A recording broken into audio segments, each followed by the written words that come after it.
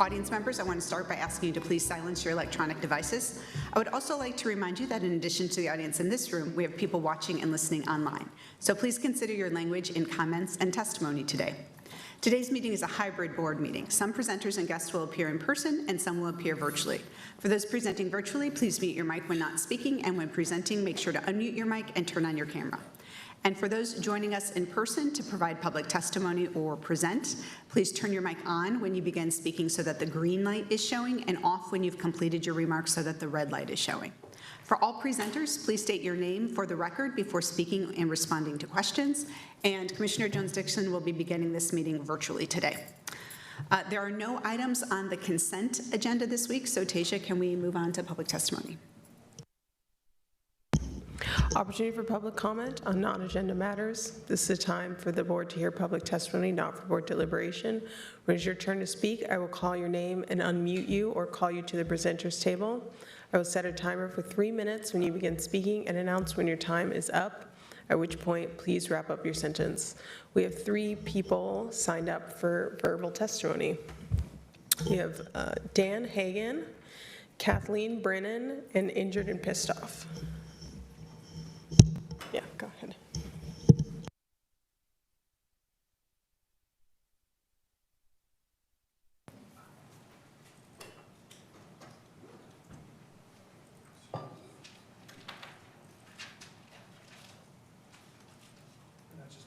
You just push the button and it'll turn green. Great, good morning. Time starts. Good morning. Thank you for being here. I appreciate everybody in the audience online. So I have what looks like from the county's perspective, a continuing issue. There has been some very disturbing instances, excuse me, at the Central Library. As you know, Perry Gardner resigned from his quote over the past 4 years. Now, this is the manager who runs it. I have experienced instances of microaggression, discrimination, and retaliation within the workplace. And if you can imagine, if that's the manager, how do they treat patrons? It's worse than that. I did give each person, a board member, a little alcoholic rub. And this is a perfect example of what the downtown staff think. So they don't clean the keyboards. They don't disinfect them.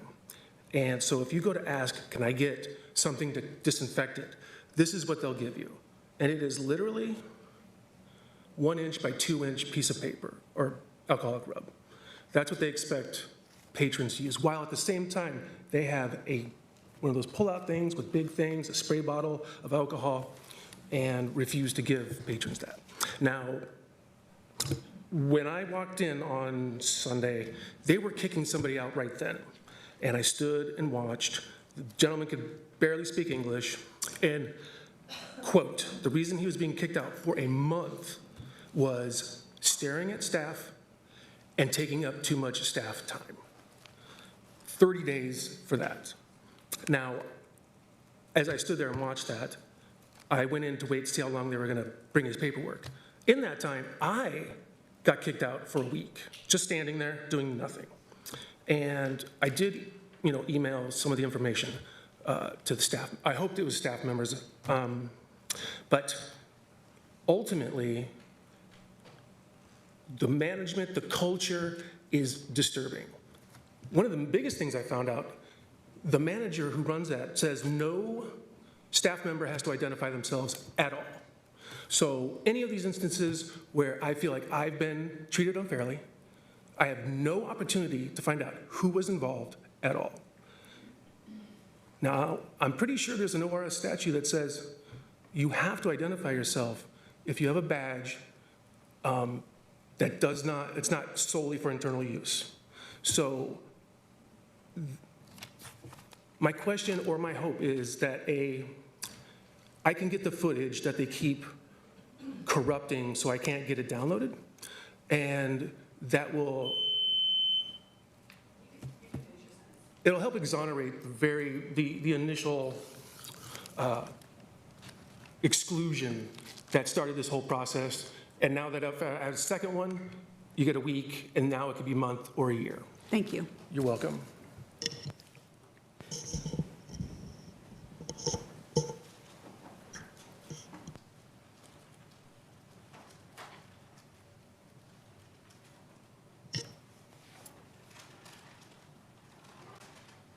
Yeah, please go ahead. Good morning. Morning. My name's Injured and Pissed Off, and I am still in the Banfield studios. I think my social state worker has still forgotten about my right thumb being broke in 1981 at a hospital. They are addressing some things like my shoulder wound and vision. They're gonna test for that. And, an MRI, I think, is in the works. They've done x-rays of my spine. I haven't heard the results of that. This because of injuries that I sustained.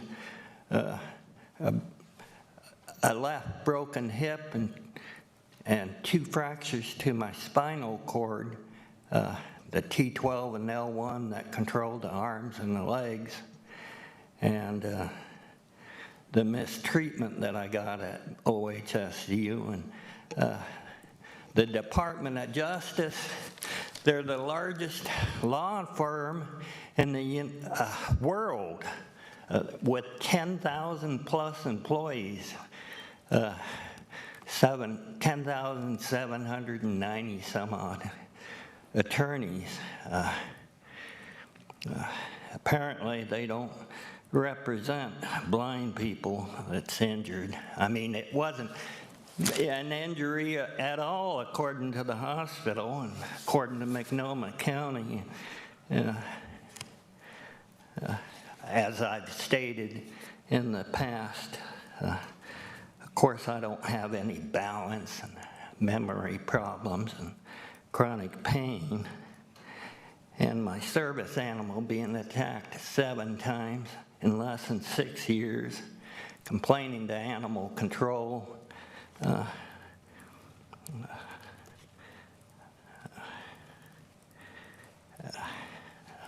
forgetting things. As I said, the Department of Justice would be able to check with the Pendleton Police Department to see if I'd had an assistance animal before my service animal. And the Pendleton Police Chief was informed from the Department of Justice that my animal would, the last one, the white and black one, Dalmatian Lab Mix, or Lab and Dalmatian mix. You can look it up on Google. They're not even a Lab Dalmatian mix, isn't a breed. Thanks. Thank you. But they are rare. Thank you. One last call for Kathleen Brennan. That's all the public testimony that we have, and I'll move on to R1. BudMod HD 012-26, reducing $2 million and 21.30 FTE, termination of care organ delegation agreement for care coordination as of January 1st, 2026. Thanks, Tasia. Can I have a motion? Commissioner Jones-Dixon moves, Commissioner Singleton seconds approval of R1. So this is going to be the first of 4 budget modifications for the Health Department and the first of 2 related to the non-renewal of Care Oregon funding for specific functions in our Behavioral Health Division. Before we start and hear from the Health Department, I do just want to recognize the staff that have worked really diligently to determine how best to prioritize the limited resources. I want to just express my appreciation for all of the work during this really challenging time to figure out how we deal with the impact on services that we know are critical to so many people in our county. And I want to thank you for all the engagement that you've had with partners, with staff who are going to be impacted by these changes. So with that, I will hand it off to, and Rachel, are you going to begin? Good morning. Good morning, Chair. Good morning, Commissioner Singleton, Commissioner Brim Edwards, and Commissioner Jones-Dixon. For the record, my name is Rachel Banks. I'm your Health Department Director, here with this lovely team of folks who will introduce themselves as they go along. As the Chair said, we're here to do a number of things today, but the first of two are to discuss some reductions through the delegation agreement that we have with Care Oregon. What we're going to do is, in your packets, we have the technical BudMod slides, but then there's also a number of slides in an addendum to give some background. So thank you, Tasia, in advance for putting up with us as we do a little back and forth between the addendum for context and then ending with the actual BudMod slides. We are going to go over, we know that there's two different slides decks or two different BudMods, but we're going to kind of give you the context for both of them first and then go into them. But the short of it is the first one reduces funds, and the second one is requests to reallocate some other funds to continue some elements of the program while we, to build a bridge to really both transition services thoughtfully if needed, as well as to find some other alternatives in our FY27 budget preparations. Just by way of context, why we're here is because, simply put, the cost of providing care are more than the revenues and the payments that CCOs are getting. So Health Share of Oregon needed to make some tough decisions. Despite the increase in rates, that was one of the solutions to the problem, and there was an increase in behavioral health rates, but still the cost of actually providing care outpaced the payments that CCOs are getting.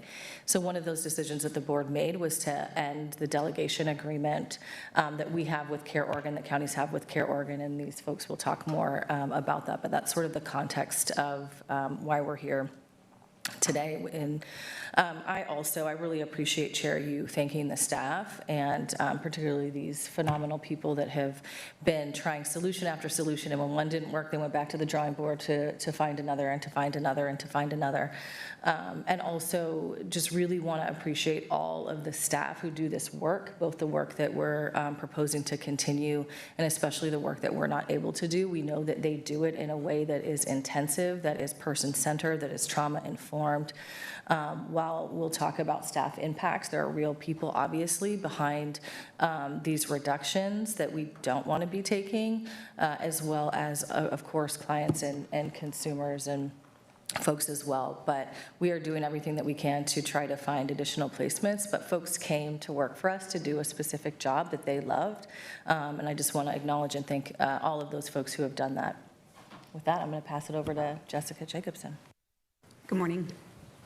Good morning, Chair and Commissioners. Thank you for having us. My name is Jessica Jacobson. I use she, her pronouns, and I'm in an interim role as the Deputy Director of Clinical Integrity, and my home role is as the Senior Manager of Care Coordination.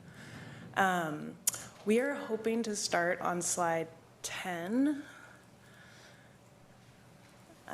Thank you so much.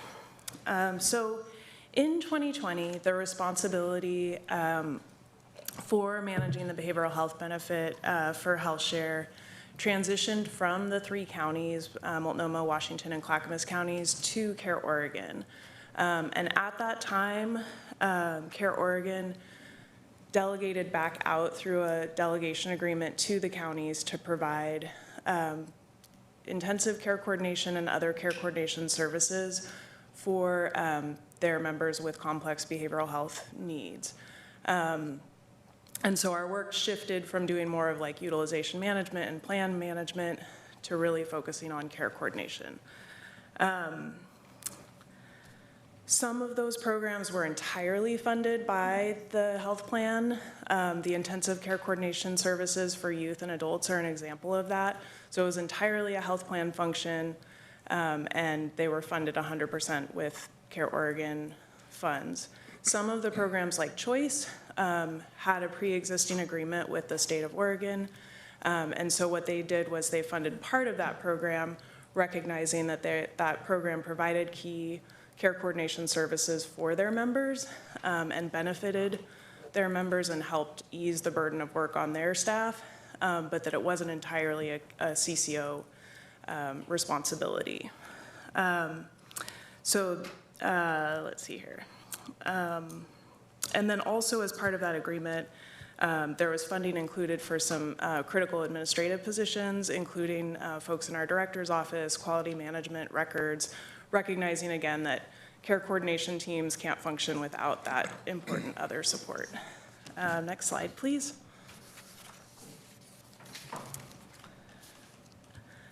So the behavioral health benefit, as Rachel mentioned, that Care Oregon manages on behalf of HealthShare, has been running at a deficit for the past 3 years as the rates have not kept up with the costs. And over the summer months and into the early fall, HealthShare leadership and their board were really being asked to make some really difficult decisions, looking at what services are absolutely required and what services they could potentially scale back on in order to make the plan and benefit sustainable for the long term.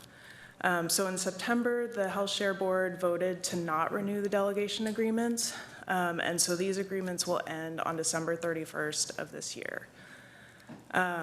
They also voted to amend the safety net services agreement for Multnomah County, which removed the funding that they were providing for the BHRC, which is a relatively small amount in the big picture of the BHRC, but really critical in terms of what it provided.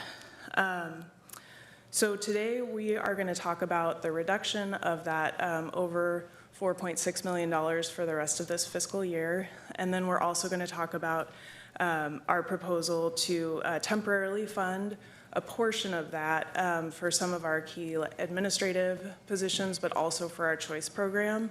The idea of this really being that if we were to abruptly end those, the impact would be very devastating, and also that we need some time to walk through our budget process looking to fiscal year 2027 to make informed and planful decisions. And with that, I will pass to Anthony. Good morning. Good morning, everyone. My name is Anthony Jordan. I'm the Interim Behavioral Health Director. A lot of my talking points you just already covered. As Rachel said, that we're here for two purposes. One is for the reduction, and the other is to bring a bridge funding proposal. And like Jessica said, the bridge proposal, and the chair said, we went through a rigorous process to maintain these services, and it's really due to the work that the Choice do. Choice really, their care coordination services not only was doing some of the work with the CCOs, but they work across our division in crisis services, aid and assist. They provide care coordination services for the most vulnerable individuals in our community. And like Jessica said, we really need to maintain this to the end of the fiscal year to try to use our budget process to bring them back into some funding stability. And so that is the crutch of what we really want to do in this funding bud mod. Can we go to slide 22?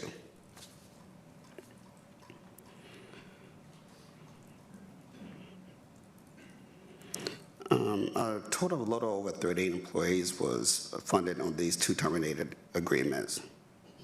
Regrettable, the proposals include a reduction of 21 committed employees.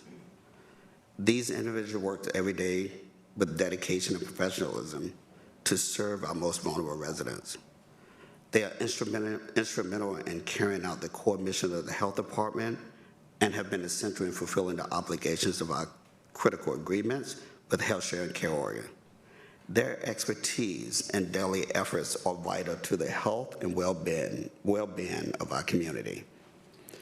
Understanding the magnitude of this reduction, our commitment is to manage this transition with the utmost compassion and responsibility. We are actively engaged in our human resource department to focus on securing placement for every single impacted individual within the larger county structure. Our primary goal is twofold: to minimize the personal hardship experienced by our colleagues, and crucially, to ensure that the county does not suffer the complete loss of this valuable talent institutional knowledge, and deep commitment. We recognize the skills of these employees. We recognize these skills of these employees embody every day in their services to clients and to the county. Currently, we have placed 8 mental health consultants and clinical services specialists and 1 behavioral health supervisor into a position. HR and health department are committed to retaining everyone within our organization wherever possible. We are looking to retain approximately 17 FTE for the next 6 months, as I noted earlier.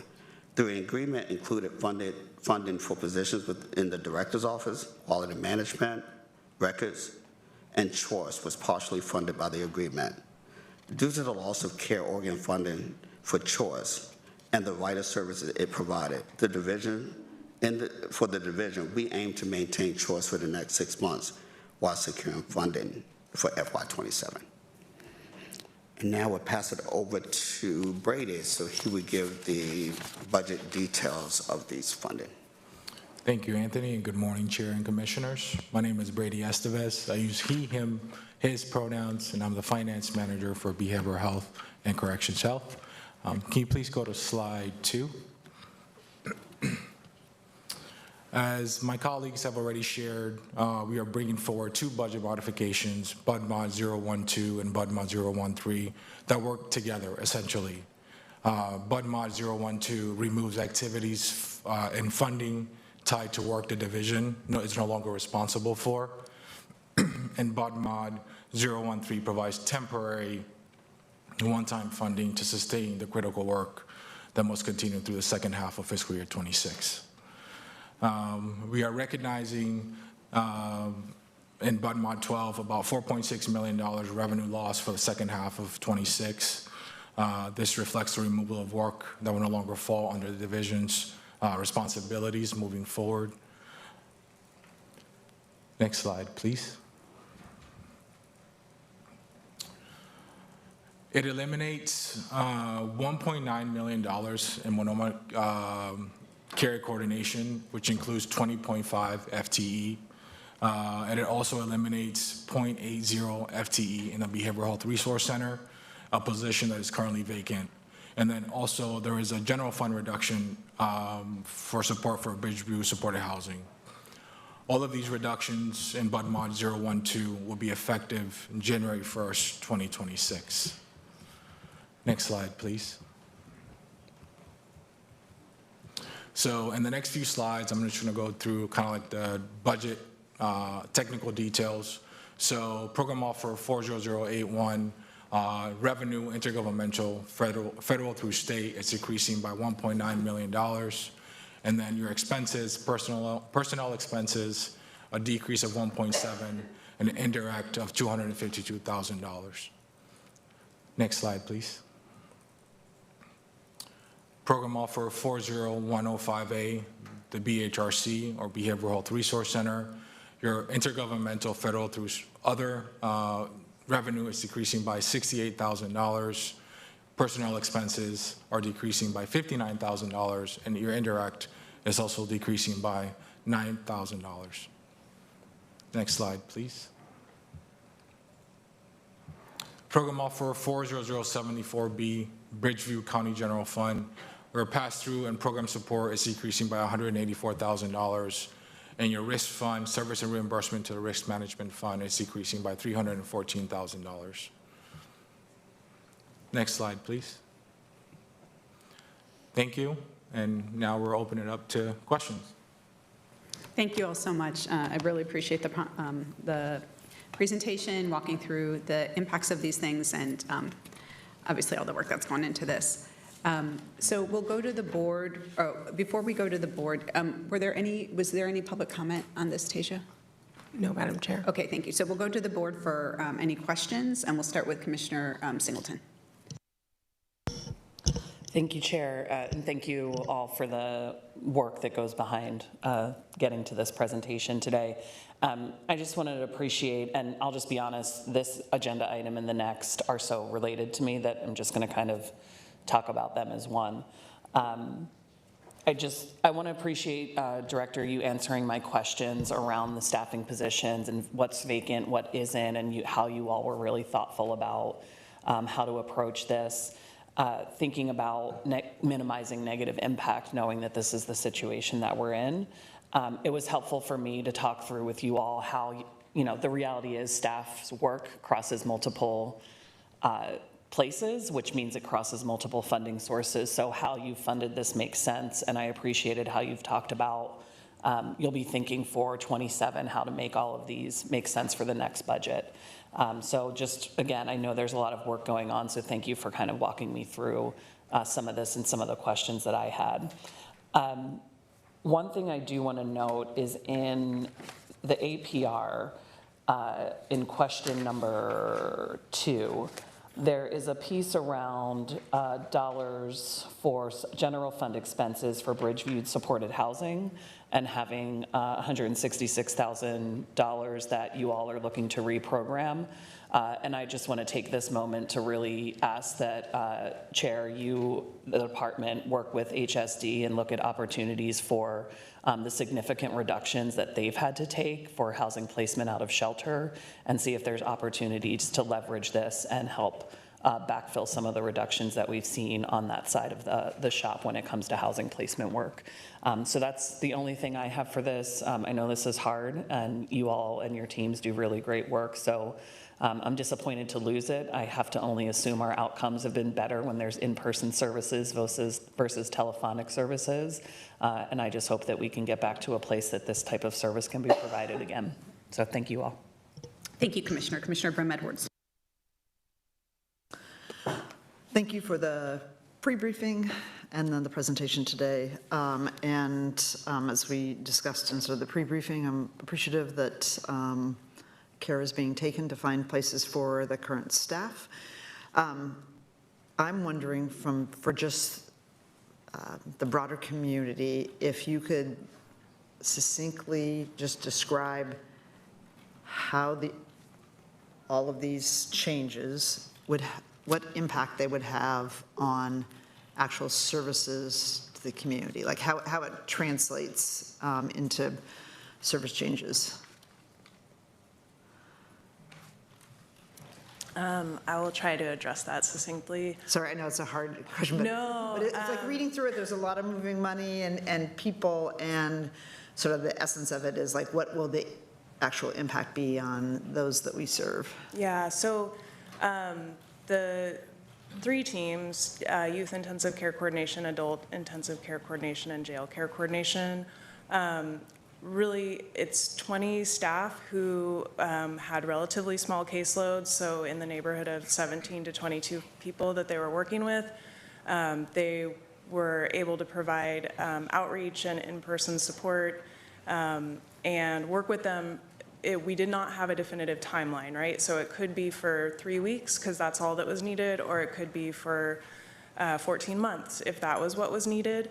So that really intensive outreach and support is going to go away, and the folks will still have access to care coordination through their health plan, and that will definitely be thoughtfully provided, but it will not be that in person. It won't be that longer term. So I think that's really the loss of service that we're seeing, is this ability to assign for any health share member who has complex behavioral health needs, a care coordinator that could act as this extra kind of care coordination support outreach, somebody that was pulling together the entire care team to work on the goals for that person. I hope that. So just to make sure I understand that. So for the 3 programs, those intensive services will go away and be replaced by other care coordination, but in a more general setting versus this intensive focused support. Is that Yes. generally? Yes. Okay, great. Thank you. And I don't have any other questions. Thank you. Commissioner Jones-Dixon. Yeah, great. Thank you. Thank you for the question. I have a similar question. To be honest, I'm not okay with that. It's a huge concern as far as the losing those services, especially for folks that are transitioning back into our community. What are our options? I guess I'm new to this. What are our options? Oh, I was hoping you would show up, Commissioner Moyer. So it's just out of all of the cuts, that's as far as community safety and all of the things. Love to know if there's an option or a way that we could retain for the next 6 months and come up with a better plan, because it's we're gonna have trouble in our streets, just to put it bluntly. Yeah, absolutely. I mean, this will be a loss, and I don't think that there's a simple or direct solution, transparently. This is one of the reasons that we're super invested in retaining the choice program. That program does have this kind of core responsibility, which is related to our state agreement and state funding, and they work with adults with serious and persistent mental illness. And their caseloads are larger, so it is not the same service as ICC, but they are very good at it, and they've been doing it for over 15 years. And so that is one of the reasons that we're saying we absolutely need to figure out how to retain them. I think one of the pieces to be aware of is that in 2024, the state removed some of the language in the CCO regulatory requirements that was specific to intensive care coordination. And so at that point, continuing to fund intensive care coordination was a decision that Health Sharing Care Oregon made that we were really happy about, that really benefited our community, but it also opened the door for them to make this decision now, because they're really having to look at what's our absolute requirements. So I think for us, it's going to be continuing to look for opportunities to provide this type of service wherever we can, whenever we can find funding, but also recognizing that right now there's not something to directly replace it. But then also maintaining the things that we do have, like choice. We also still have wraparound for youth and families, which is a care coordination service, which thankfully is very much required by the state. So we are working to retain anything that we can that helps to serve this population. Do you have any more questions? No? No, not right now, not this time. Thank you. Thank you. All right, Commissioner Moyer. I'm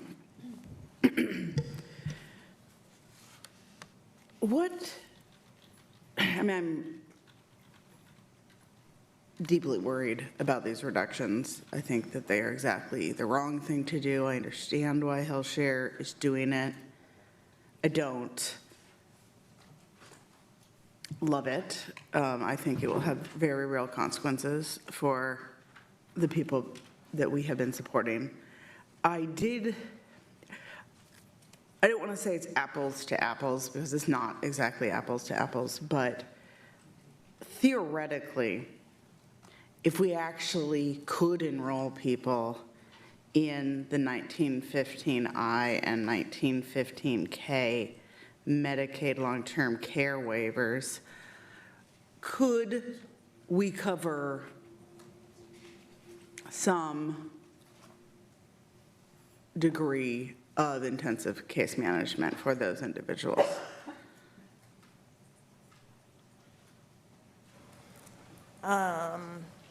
I don't think I know exactly the answer to that question definitively. I think that one of the challenges that we've found as we've explored those options this year with the Behavioral Health Division and DCHS and talking with the state is that the funding for that coordination case management, there does not seem to be a clear line for that I have seen for the behavioral health population. So that's one of the challenges. I know that the state is working to stand up a care coordination service for related to the I-Plan, but I have not seen that in action yet. So that's something that we're continuing to talk with them to understand how to access. But yeah. And why, historically, did this end up being something that CCOs were funding? why was this not part of our local mental health agreement with the state? I think that the state very much has centered over the years the investment in health plan related services into the CCOs, and really asked the CCOs to manage with their global budget how they're going to manage their population. And I think that I come from a history of working really closely with our CCOs and historically working for one of our CCOs. And I think that there's some really good wisdom there for the folks that are members, because when you're talking about coordinating somebody's physical health, behavioral health, dental, when you have all of that related and you know where to find all that information, it can come together in a really beautiful way. However, when we think about our safety net services, or folks who don't have a CCO, that's where that becomes problematic. So I think I can speak for myself. I certainly wish that there was more of an investment from our state in the safety net service, having the equivalent type of service for all the folks in our community.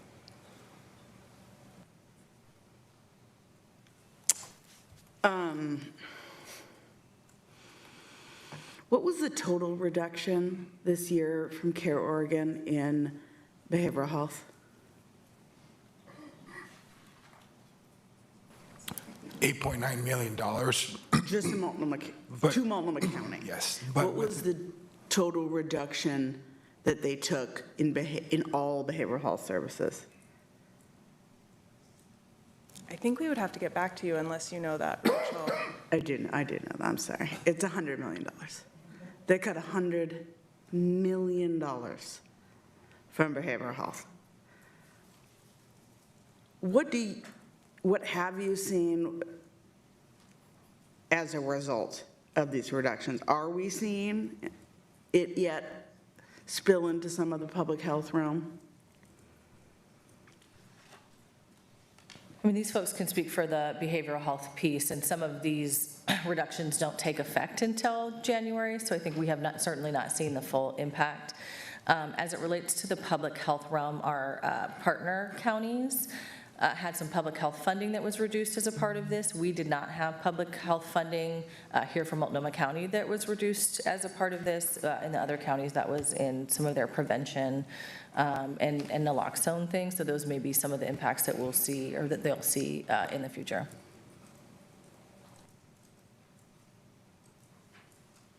I think for the behavioral health system, we're still, it's just starting to see the impact. So I think that so far that's been minimal, and we are definitely watching and trying to make sure that we're being proactive to do whatever we can to help with that. And I guess I would just ask, since it does look like we are engaged in conversations with the health authority, what are they telling us about this population and how to continue serving them?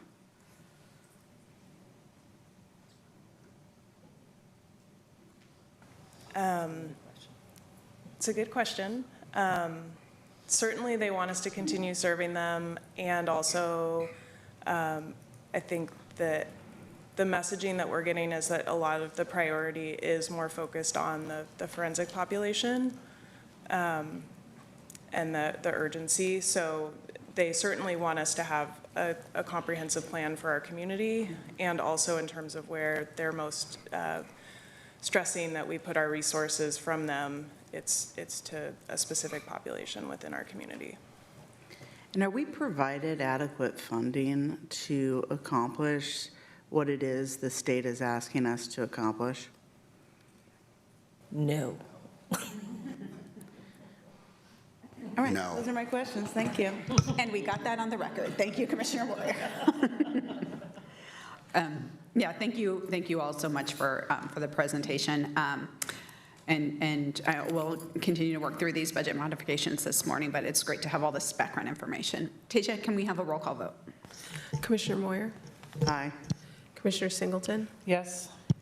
Commissioner Brim Edwards. Yes. Commissioner Jones Dixon, Chair Vank Peterson. Aye, the budget modification is approved. R2, budget modification HD 013-26, backfill of $2.4 million of activities and services previously covered by Care Oregon with reallocations and new revenue. May I have a motion? Commissioner Singleton moves, Commissioner Brim Edwards seconds, approval of R2. All right, back to you. All right, if we can go to slide number 2, please. Is this in the same one or a different? Okay. It should be a different one.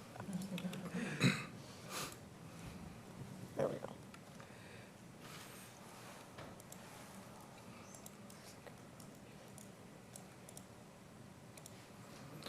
All right, so BudMod 013 requests approval of 2 actions. We've talked about one of those actions already. Reduce $2.4 million tied to eliminated work, then appropriate $2.4 million in one-time only funds to sustain essential services through June of 2026. This one-time only funding will allow the division to retain 16.97 FTE in critical positions for the second half of 2026.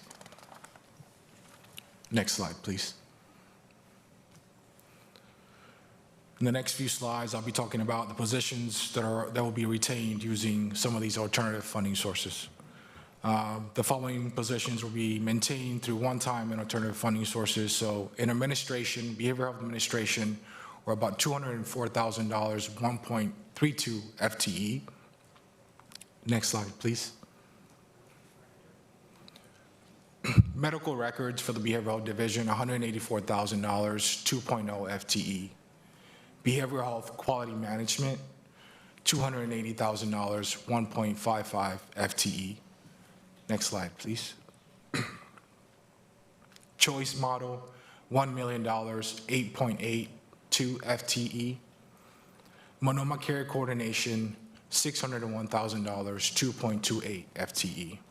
Next slide, please. And the Behavioral Health Resource Center, $153,000, 1.0 FTE.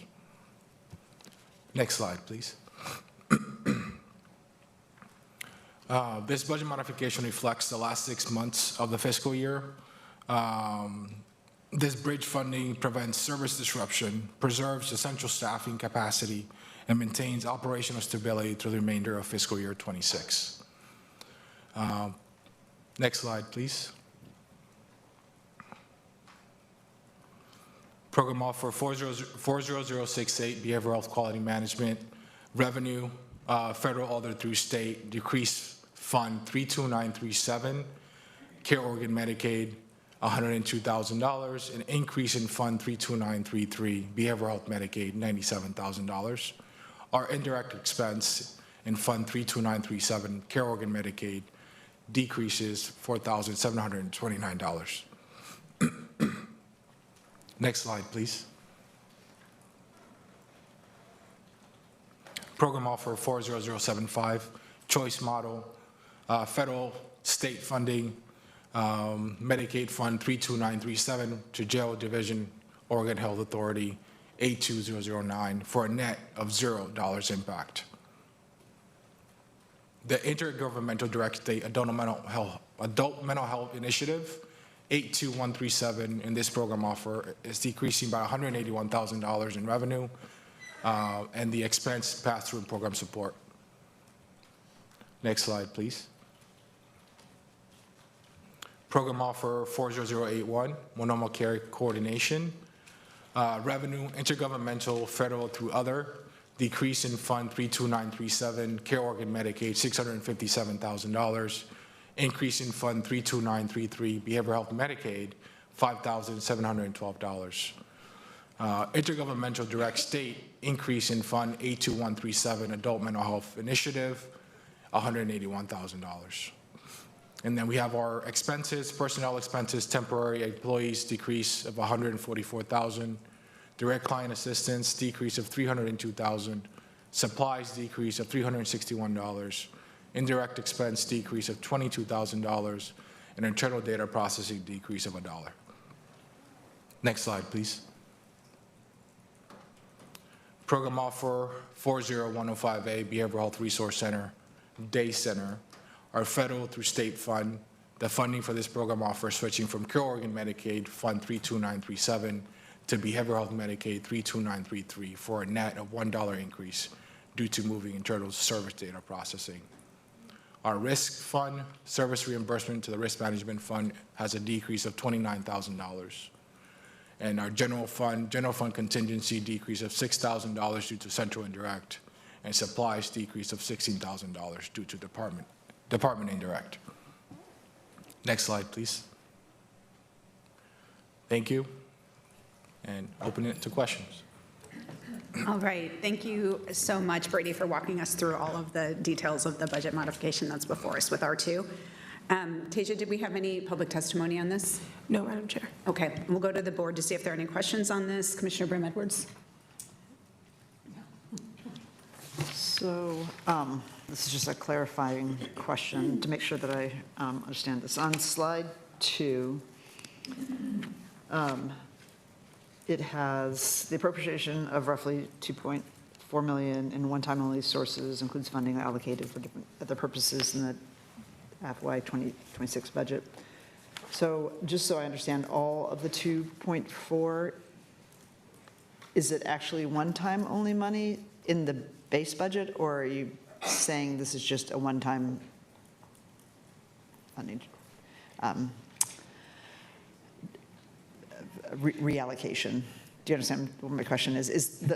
Was the funding last year, it's not one-time funding actually built into the budget, it's ongoing funding, but you're just going to do a reallocation on a one-time basis? Is that what that means? Some of the funding is one-time only funding that essentially ends at the end of the year, and some of it is a reallocation of funding that is existing in the budget, but it's being used for this purpose as one-time only for the budget modification. So you're saying it's both? And is the ultimate goal, assuming that we don't have the budgetary issues that come up in FY27, is this is primarily a bridge or an off-ramp? Or both? Maybe both. I mean, realistically, this is a significant amount of funding. So I think that what we need to do is go through our budget planning and try to figure out, I think that there are pieces of this that our leadership team does not think that our division and our community should allow to be an off-ramp for, but that may mean that we have to reprioritize some other things. So I don't think we know exactly at this time, but we're going to be really thoughtful and planful as we look to the future. Okay, thank you. I don't have any other questions. Thank you. Thank you, Commissioner Moyer. Oh, I hate this all so very much. I mean, I don't even know what to ask. What a horrible task to have to do. I think this is so profoundly unwise. I don't understand what OHA is doing. They have been repeatedly given, at this point, hundreds of millions of dollars to expand community-based services. I don't see much available in our community that they've done. I don't agree with Care Oregon's decisions. I understand why they made them. I think it'll end up costing them in the long term. But there is no question that this is exactly the wrong thing to be doing for this population right now. And that it makes it significantly harder for us to try to build a more comprehensive community-based behavioral health system. I don't know how we are supposed to absorb an $8 million mid-year cut like this. I am disappointed that there were not more conversations at an elected Care Oregon level. And I really feel like the Oregon legislature, and probably most Oregonians, although I don't blame them, do not understand the degree to which our health system is failing right now. And that is actually not a result of the big, beautiful bill. That will be the nail in the coffin. But when we cannot provide what is clearly the most evidence-based approach to keeping people as well as possible in community, which saves so much money, let alone is clearly better for individuals, we are broken. And I don't know what it's going to take for the state of Oregon to get how broken it all is. I want to be as supportive as I can. This is the worst exercise I'm sure any group of managers has to do, and I am really profoundly sad by the loss of highly skilled workers that are doing such important work in our community. And I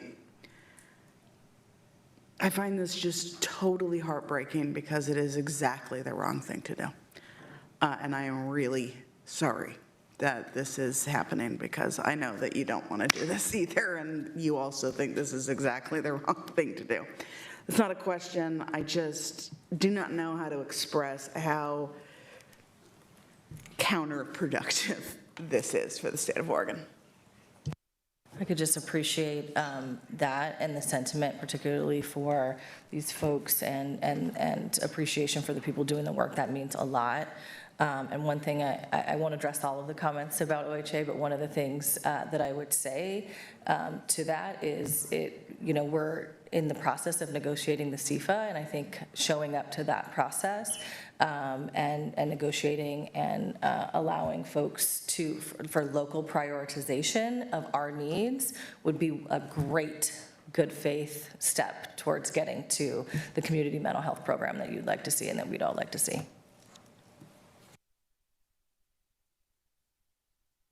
Commissioner Singleton.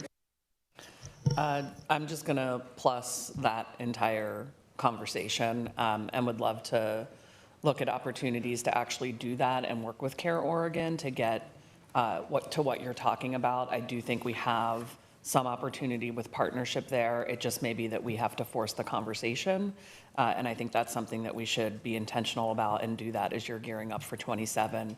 I think we've all said, even last year in the budget process, we don't see this as a one-year reduction. We see this as a multiple-year problem. And so let's see what we can do to get ahead of dealing with this same problem again in a year. Thank you. There was a follow-up question from Commissioner Jones-Dixon. Yep, thank you, Chair. And Director Banks, you answered my question regarding CFUN, the role that could play in moving this work forward and being a part of the solution. So thank you again. Yeah, and I just want to thank everyone for their comments today. I mean, I think the fact is that between what we saw with the negotiation of the state-based Medicaid reimbursement rates that have impacted HealthShare and Trillium and the others across the state, the cuts that we are dealing with today, what we are going to be seeing in the impacts of HB1, the impact that's going to have on the state, but that's absolutely going to come down and have a big impact here. Like, we are in pretty dire straits when it comes to the ways that we are going to provide healthcare for the most vulnerable folks in our community, and specifically around the behavioral health components. And the CFA I know you mentioned that. That is a huge one because that is the state asking counties to take over responsibility for something that is absolutely a state function. And I'm, again, really proud of the counties for being aligned in pushing back against that. And so I just want to thank you all. And I mean, we aren't done with this, unfortunately. We're going to continue to do this, but I think the ways that that this board can push forward with our partners, with the state, with our congressional delegation and the federal government on what is really needed. One of the things that gives me a little bit of hope is I just came back from a roundtable with county executives from all over the country, red counties, blue counties, and everyone is concerned about the impacts that HB1 and the changes to Medicaid is going to have on our communities. And I think that's something where hopefully we can continue to push at that level. So anyway, thank you so much for all of the work on this. Tasia, can we have a roll call vote? Commissioner Moyer? Aye. Commissioner Singleton? Yes. Commissioner Brim Edwards? Yes. Commissioner Jones Dixon? Yes, thank you. Chair Baker Peterson? Aye, the budget modification is approved. We'd like to say no. But it's not your fault. Yeah.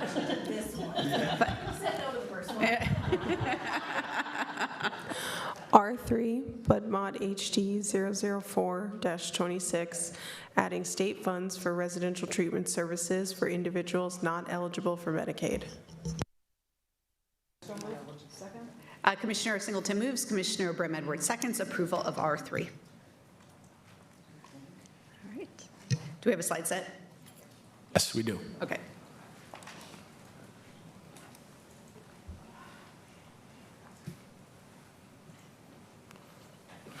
All right, next slide, please. All right, so BudMod 004, it's one-time only Oregon Health Authority funding for new residential facility.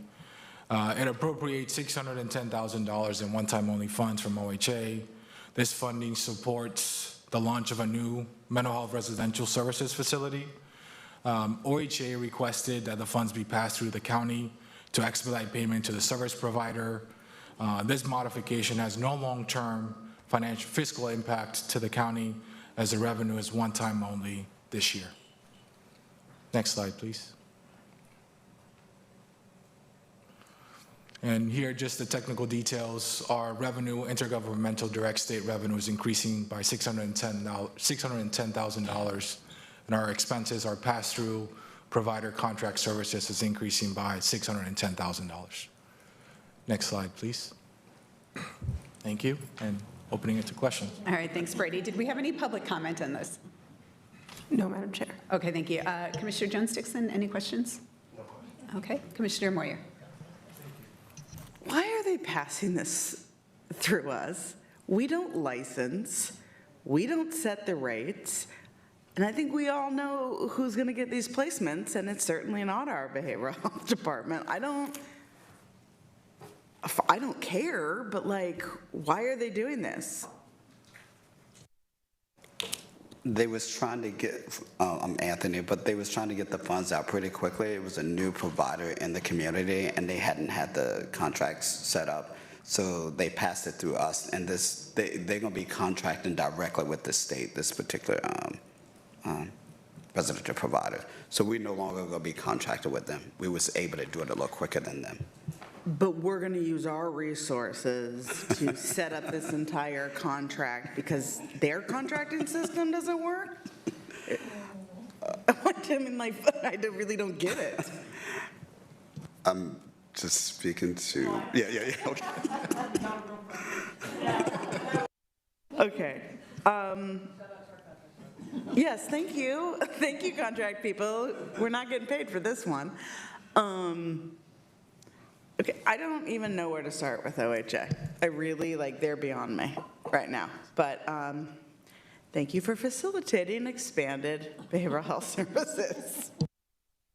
Commissioner Singleton, any questions? No questions, just similarly, if there's a way that we can actually get some kind of access, that would be amazing, particularly on this front end since we are doing the contract. So we might only get 1 year's of referral access, but let's try to get what we can out of this as you work on the contract itself. Thank you all again for yeah. Thank you. Commissioner Brim Edwards. I'm curious, is there a reason why the provider and the facility isn't named?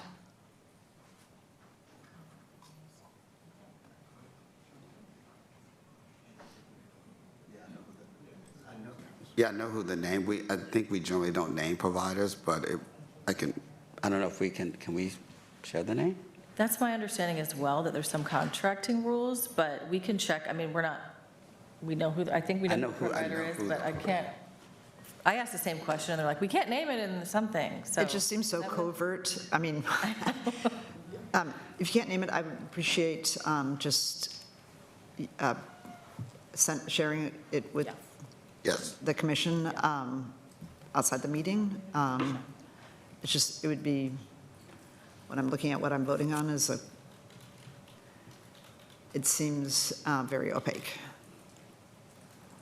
Okay. And it's not conditional on my vote, but I would like to, just for the record, Okay. Well, know also, how we assisted the state. Yes, so find out what can be shared and what can't be, and appreciate you trying to follow the letter of the rules in terms of like how budget modifications are brought forward, but there is interest in this. I appreciate that it is providing additional capacity in Multnomah County for some of the folks who need the highest level of care, so that is a good thing. I will also just share with the board, there is often times where the state asks Multnomah County to help with administration because we are good at it.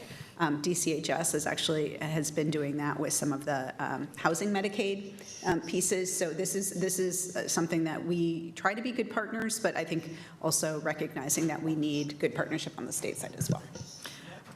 Yeah. I mean, one of the reasons I ask is it would just be, it's like, great, we're increasing the capacity of secure residential treatment beds in Multnomah County by 16 beds. So like, that's great, but like, it would be useful as a policymaker and just from our budgetary standpoint and complementary on things that we're doing to understand that. Thank you. All right. Thank you, Tasha. Can we have a roll call vote on this? Commissioner Moyer? Aye. Commissioner Singleton? Yes. Commissioner Brim Edwards? Yes.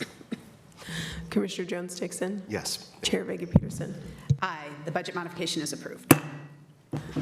R4, budget modification number HD-005-26, appropriation of $371,482 in Oregon Health Authority housing funds for client assistance. Thank you. Can I have a motion? So moved. Second. Commissioner Singleton moves. Commissioner Moyer seconds approval of R4.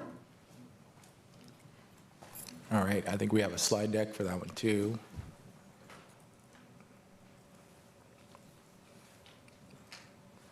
Next slide, please. So this BUD-MOD 005 appropriates Oregon Health Authority housing grant funds for direct client assistance in the amount of $371,000.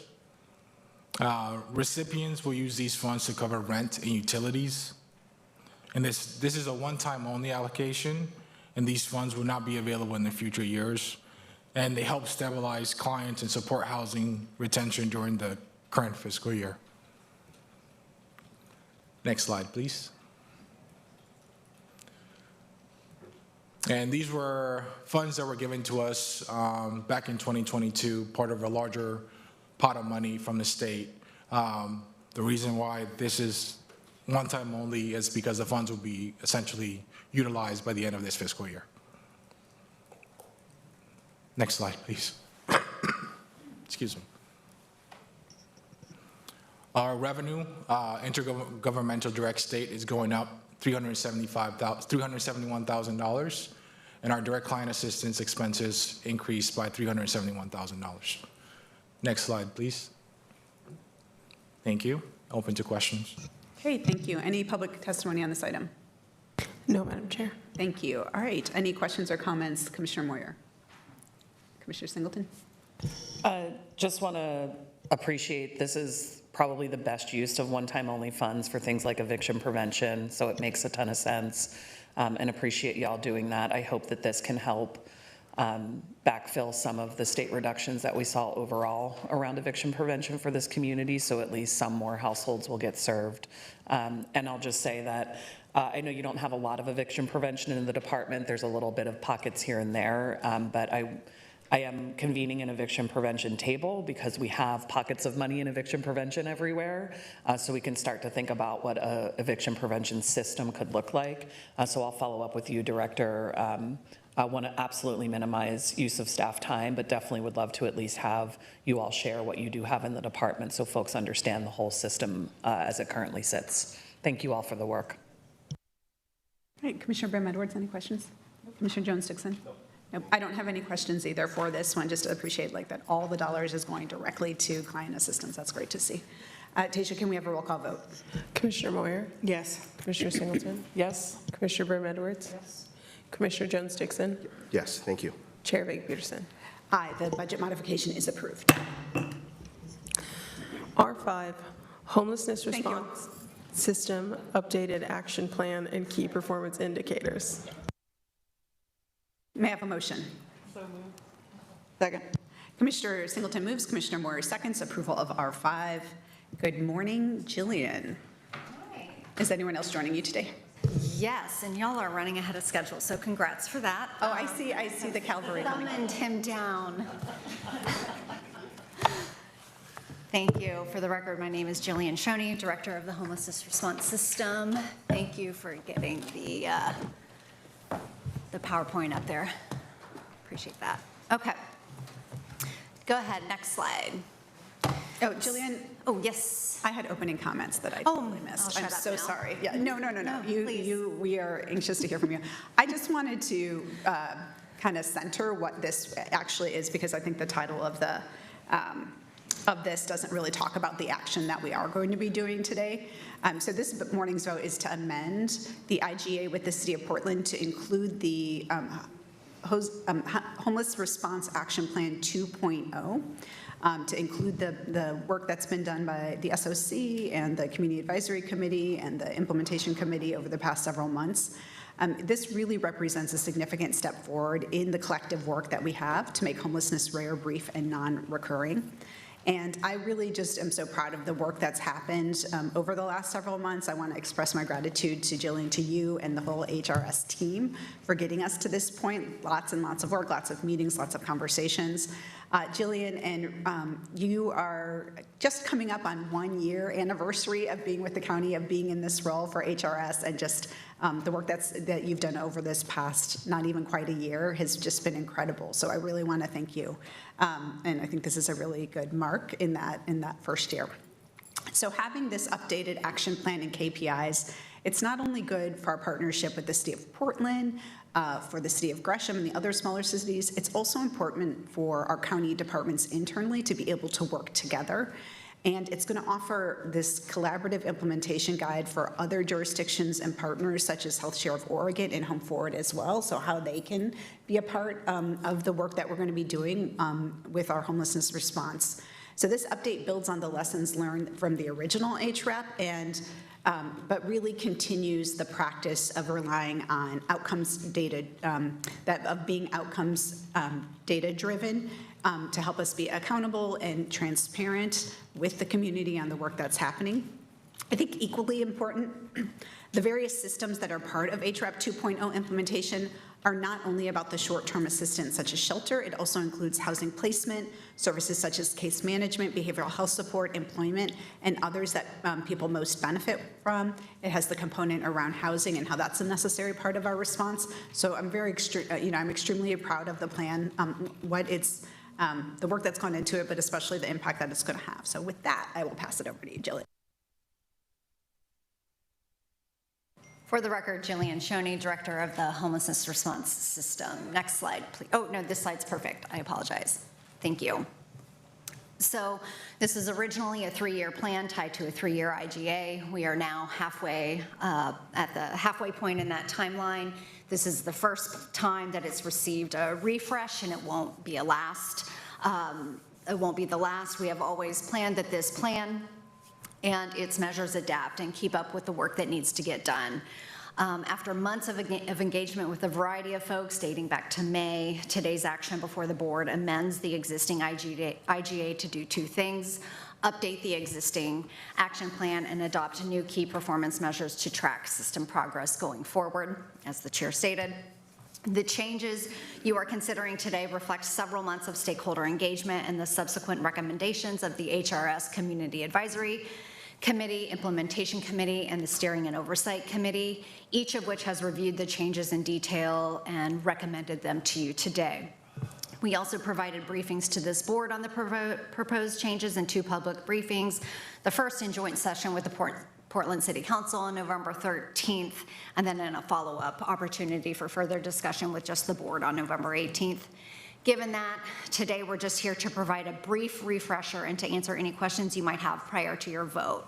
So I'll very briefly review the updated action plan, and then Ryan Dibert will review the updated key performance indicators. And then following today's action, I expect to be before the Portland City Council on December 17th at their evening council session. The updated plan is a mix of existing items being carried forward, some with refinements to be more clear, and 90 new action items that represent the additional work we need to tackle. Stated another way, it represents the continual quality improvement that is required by the current IGA. On that note, in response to questions around when will all this work be done, to that I say that this kind of work should never end. That's why we talk about continual quality improvement, continual being the operative word.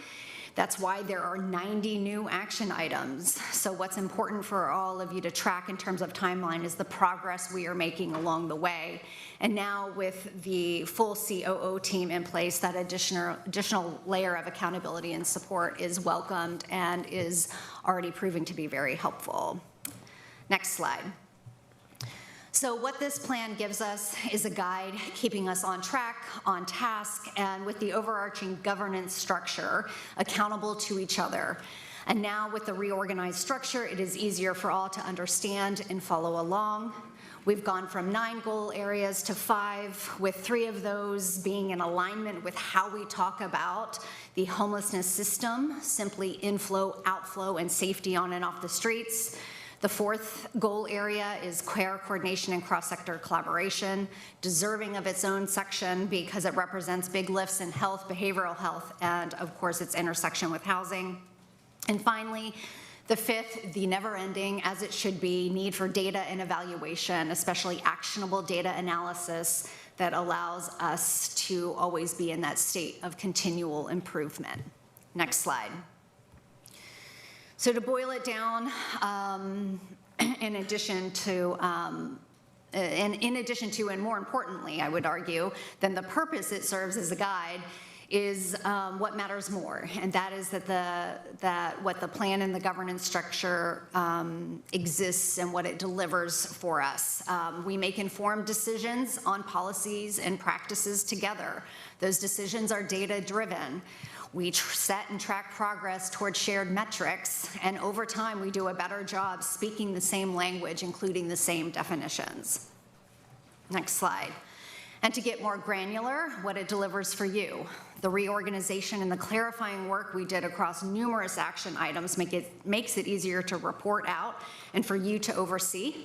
We are now in a much better place with data collection and analysis, helping to inform your decisions.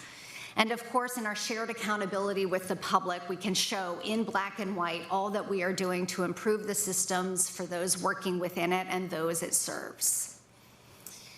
With that, I will now hand it off to my colleague, Ryan Dibert. Morning. Good morning, Chair. Good morning, Commissioners. For the record, my name is Ryan Dibert. I use he, him pronouns, and I'm the Deputy Director at the Homelessness Response System. Very glad to be with you again this morning. Just to speak to the key performance indicators, if we can go 2 slides ahead. There we go. Thank you.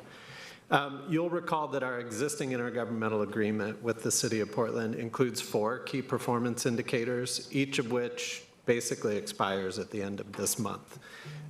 We've worked with these indicators for nearly 2 years now. In our quarterly reports and quarterly joint sessions with this body and the Portland City Council, We've talked several times about these KPIs and some of their limitations for understanding overall system performance. We've also talked now several times about work over the past several months of stakeholder engagement to develop new KPIs for this next chapter of our collective work under this plan. If you'll go to the next slide, we've walked you through the 12 recommended KPIs that were recommended to you by your colleagues on the Steering and Oversight Committee, 3 of which measure progress across all of the plan's focused areas. And next slide, 9 of which more specifically track the focus areas of inflow, outflow, and safety on and off the streets. For all 12 of these, we've provided you with detailed documentation of how we're proposing to define, collect data, and propose goals for each of the KPIs. That includes, you'll recall, development of disaggregated sub-indicators for each of the KPIs to help us track system needs and performance to ensure equity across a broad range of household types, age, race, gender, subpopulations of people experiencing homelessness. And the KPIs and approach to implement them is then summarized for your adoption today as the revised Exhibit 1 of the IGA. Next slide.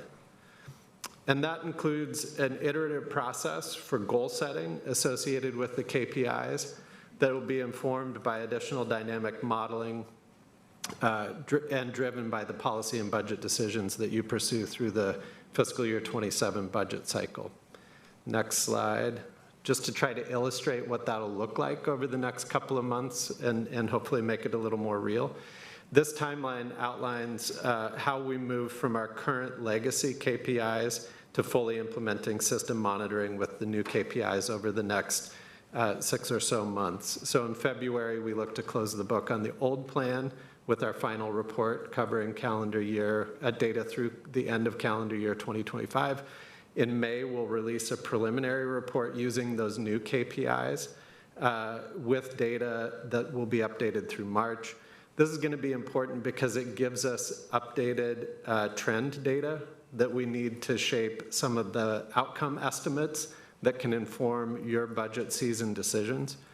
Then in June, as we continue to model the data, your budget decisions effectively will set the parameters for what the system can achieve. In July, once the budgets are set, the Steering and Oversight Committee will convene to set specific targets based on our best trend data and your budget decisions. And then the goal clock officially starts for those new KPIs with the beginning of the new fiscal year. In August, that's when we'll issue that first quarterly report with data through June. And those June data are our baseline for each of those 2-year goals moving forward. Hopefully that helps to demystify the timeline and process. From then, we'll go back to regular quarterly reporting cycles as we've had with this first round. You'll see reports in November, February, and then next May and August. Collectively, though, across all of these KPIs, we've talked about this. I just want to be clear that the KPIs are really meant to help you ask and answer some key questions about our full system performance across all of the fund sources and our cross-sector partnerships.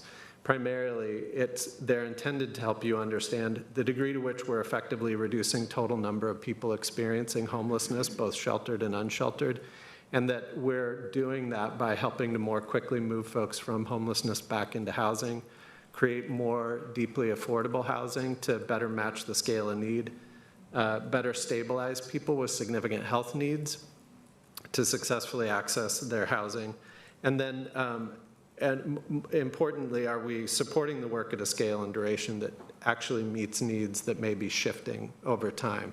So we're trying to give you a set of key performance indicators that are more dynamic and help you understand things as they're moving so that you can see that in pretty close to real time.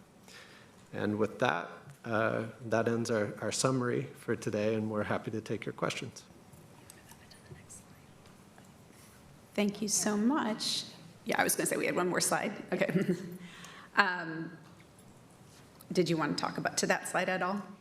He did. Oh, he did? Okay. Okay, great. Okay, great, thank you so much, appreciate that. Did we have any public testimony on this item? No, Madam Chair. Okay, with that, we'll go to the board for questions, comments. We'll start with Commissioner Moyer.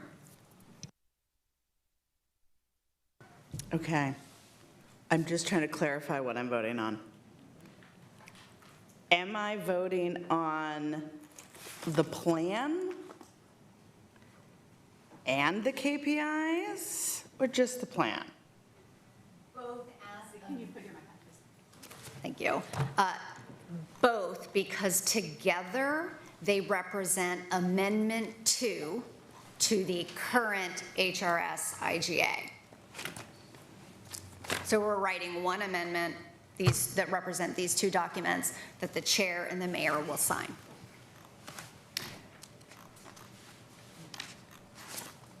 Got it. I don't have the KPIs in my. Do you want, you can have my copy. Can I? Yeah. Thank you, sorry. Yes. And there's, and also on the meeting materials page, they're available there.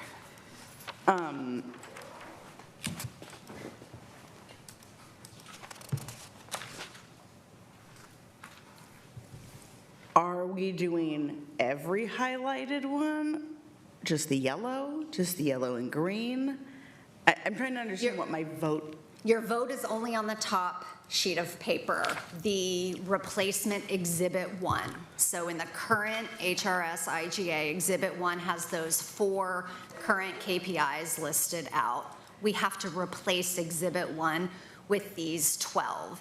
And because you have new and better KPIs, some are just, there are different types of KPIs, right? Some are indicators, some we track over time, some we will have specific goals for, and that's what we will get to next summer after you cast your votes in the fiscal year 27 budget process. So that's why some are bold in that list. Yeah. And then I've indicated at the end of each one which type of KPI they are. And that document attached to the Exhibit 1 I just handed you is sort of the backup document, if you will, that you've seen prior. The definition stock is what I'm referring to. Okay. I will be a yes. I have trepidation about committing to outcomes in which we can't control one of the major variables or cannot necessarily impact one of the major variables, which is the inflow. And I am very, very nervous that many of the fiscal policies of our federal government over the last year is going to be causing tremendous harm to our neighbors. And so, it makes it hard to commit to a reduction, even though I think everyone's committed to wanting to reduce it. I don't know how we communicate this honestly with voters of, if we saw even a steady level of inflow, I think we could achieve some really great improvement. We don't control if that inflow will remain steady. And, sometimes I think people talk about why isn't the homeless population, why isn't the problem getting better? And I think there's a lot of answers to that. But I think one of the things that I just don't think people wrap their head around is every month it is a new 1,400 people. 1,100 are on a path, hopefully to stability. But if you got 1,400 people newly experiencing homelessness a month, that is a deluge that is incredibly difficult to move through a system. So I just put that out there of like, man, if we even could predict the inflow, and if it were remotely on some kind of linear path, I would feel really great committing to this because I think we are putting a good plan together. That's why I get nervous about committing to reductions of overall, when I think more we can commit to actual numbers of placements and all that kind of stuff. But I do think that this is a significant improvement from HRAP 1.0. I'm not sure if that's what we're calling it. Sure. Particularly in the behavioral health realm. So I want to call that out because I have vocally criticized the behavioral health component of HRAP, the original HRAP. So I'm really happy to see a lot of this. The thing that I really want to draw people's attention to that is important is when, and I appreciate the column around responsibility, because I think it shows that this is not SHS funding alone is going to get us there. The county or the city alone cannot get us there. This has to be in partnership. You know, I really hope that these partners will commit themselves equally to this vision, because it is so vital as we move forward to be braiding every possible resource into helping people through their experience of houselessness and into stable housing. It's not just about a bed. It doesn't end homelessness, and that isn't what's necessary to change the direction of what's going on in somebody's life. So the workforce stuff I really appreciate. I thank my colleagues for their work on looking at workforce issues and making sure we're being strategic about investing in people's futures. And then, you know, I really look forward, particularly for me, on some of the behavioral health stuff around how we braid funding and provide the right level of support services to wrap that support around that 10% of individuals who need more than what supported housing alone can offer. And I'm also very interested in tackling the housing component of people's journey to recovery of substance use disorder. Thank you. Thank you, Commissioner Moyer. Commissioner Singleton. Thank you. Thank you, Jillian, Ryan, and the whole team behind getting us here. I will just acknowledge that you had to work through probably 3 to 4 comments or edits from me on every single page of this document during this process. So appreciate being able to work through and talk through some of the pain points that we were seeing in places that we really wanted to compromise and find that right spot between our role and the city's role. I don't have questions on this. I think I've asked you a billion of them at the SOC and in the meetings before that, but there's a couple of things I do want to say. I think this is a good next step. I've also been very honest that despite the funding challenges we face, I think we still need to capitalize on opportunity to, as my colleague said, leverage dollars and look at how we actually create a true system of services and not this current patchwork that we have, an actual system where homelessness is rare, brief, and non-recurring. The chair's throwing pens at me, guys.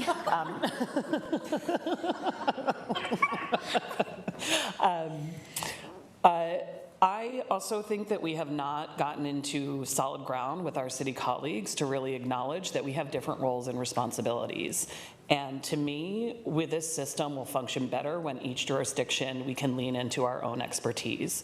Ours is housing placement, retention, social services, food and income security, domestic and sexual violence services, health, HIV, addiction, workforce development.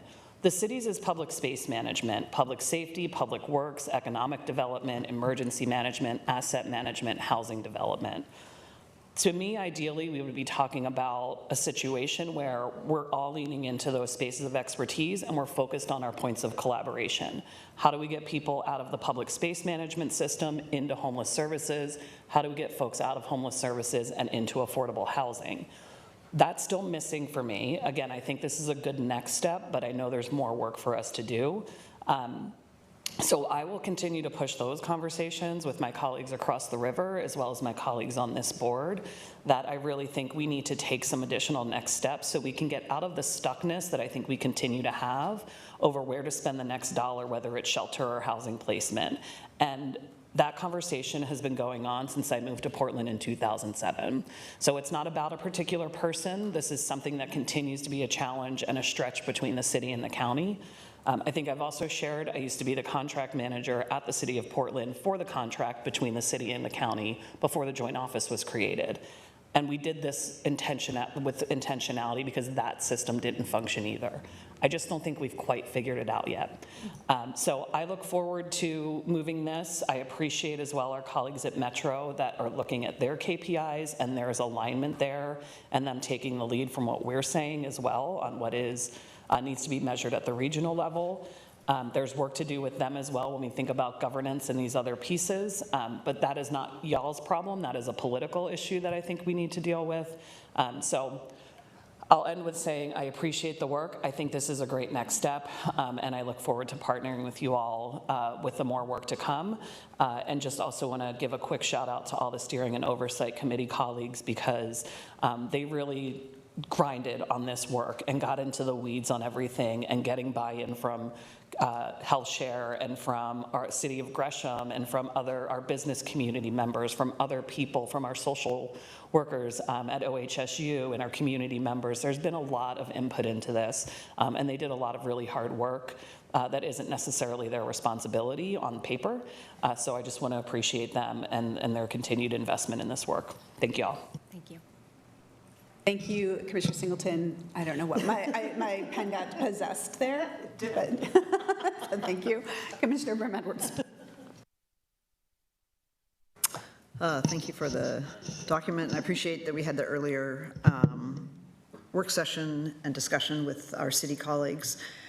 So just to clarify, and this is a little bit of a build off of Commissioner Moyer's question, what you're asking us to approve is the amended IGA, the underlying IGA not having any changes, because that's not in our document, but how we're amending it is the updated homeless system response plan with the Exhibit 1, correct? So when the original IGA passed this body and city council, the original plan was Addendum B.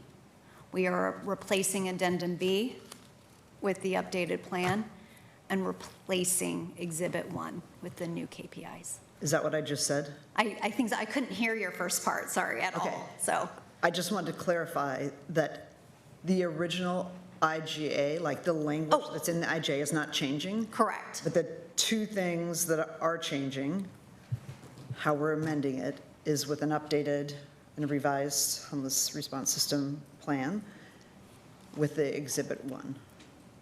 Correct. Okay.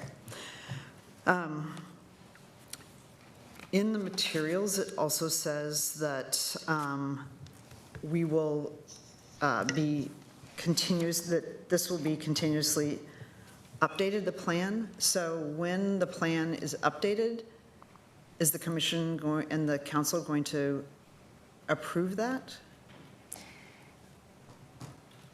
Substantive changes to the plan need to come before this board, absolutely.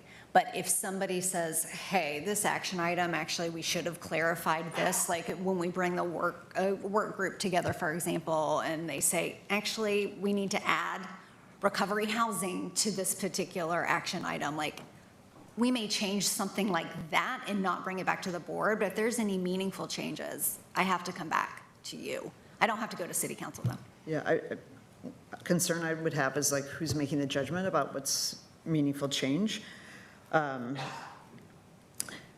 So the other thing is like during the joint city council county city meeting, I noted that many of the action items, the status, there's nothing in the status box. And I remain curious about that because I'm being asked to approve something that just has an action item with no timeline or any indication about what's happening with it. Yeah, it means it hasn't been started yet, and it will start when we have the capacity to do so, or if there is some emergent need that says get going on X. I think we worked with a bunch of folks to determine what is underway and what is next up, but that could change. Otherwise, it's impossible for me to predict when every single action item, given there's 90 new ones on the table, when they're actually going to start and be completed. Right. I guess this would go to sort of what's considered significant and what would come back to the commission, because say if like this next year, the decision is made, not by the commission, but by staff, that we're not going to do any of those, or we're going to, pick 3 of the items to move from there's nothing there to doing it. I think I would want to know that. Were there other changes made to the plan based on any of the feedback? I'm not seeing any sort of red line from the city-county meeting. I mean, there was a lot of discussion. Were there changes made, and if so, what were they? I think in the city meeting from city council, I think there was a strong desire there for the unified housing strategy to be unpackaged more. Following that meeting, there was a DCA director, Oliveira, came before the city council and explained that the housing production action items in there are the action items that are already in the city's housing production strategy that are on the books that was required by the state, and it is turned in, and it is very much work they want to follow through on. But they can add additional action items as the unified housing strategy beyond social housing gets unpackaged, but it is not unpackaged yet. They had a hearing on it yesterday. I haven't been able to watch it all, but they just started that yesterday. So 2 questions. Does that mean that, just back to my base question, that nothing was changed subsequent to the city-county meeting? That particular meeting, now I can't remember, Commissioner, when like you said add in the Metro Regional Housing Table. I think maybe that was in the November 18th one. We added that, for example. I don't know if you said it at the 13th session or the 18th session, but that was added in as an example of feedback, very clear, direct feedback we received and made a change. So, sort of across the city and county elected members, there were some other comments. Were those included? Or what other comments? That were made? I mean, I wasn't the only person that had I'm just curious what, if anything was changed, or whether we're seeing the same document. It doesn't. Well, again, I think the city councilors primarily were focused on the housing production section. They weren't necessarily happy with it, but there isn't anything more to add at this point, which is what DCA Oliveira explained to them the following week. Okay. So it sounds like the document that we saw as a joint city-county meeting is the same. It's largely the same, but there was engagement with the city leading up to that moment. Right. I'm just asking whether there had been a change subsequent to that. There were some edits from Moyer, some additions from you. Okay. Can't recall. So to the Exhibit 1, you added a slide subsequent to our discussion about the baseline data. Because when I look at the Exhibit 1, it says reduce net homelessness over 2 years. So, a really important thing about SMART goals is to have like a baseline data point. And so I appreciate you adding this transition timeline. And a question I have about slide 11. which is the timeline. I don't know if it can be pulled up. Thank you.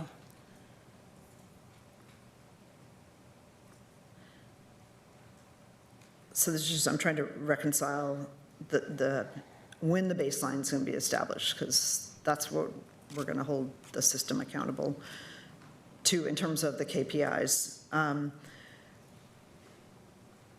It says in number 5, baseline established, June data set 2-year goal baseline. But then Exhibit 1 says,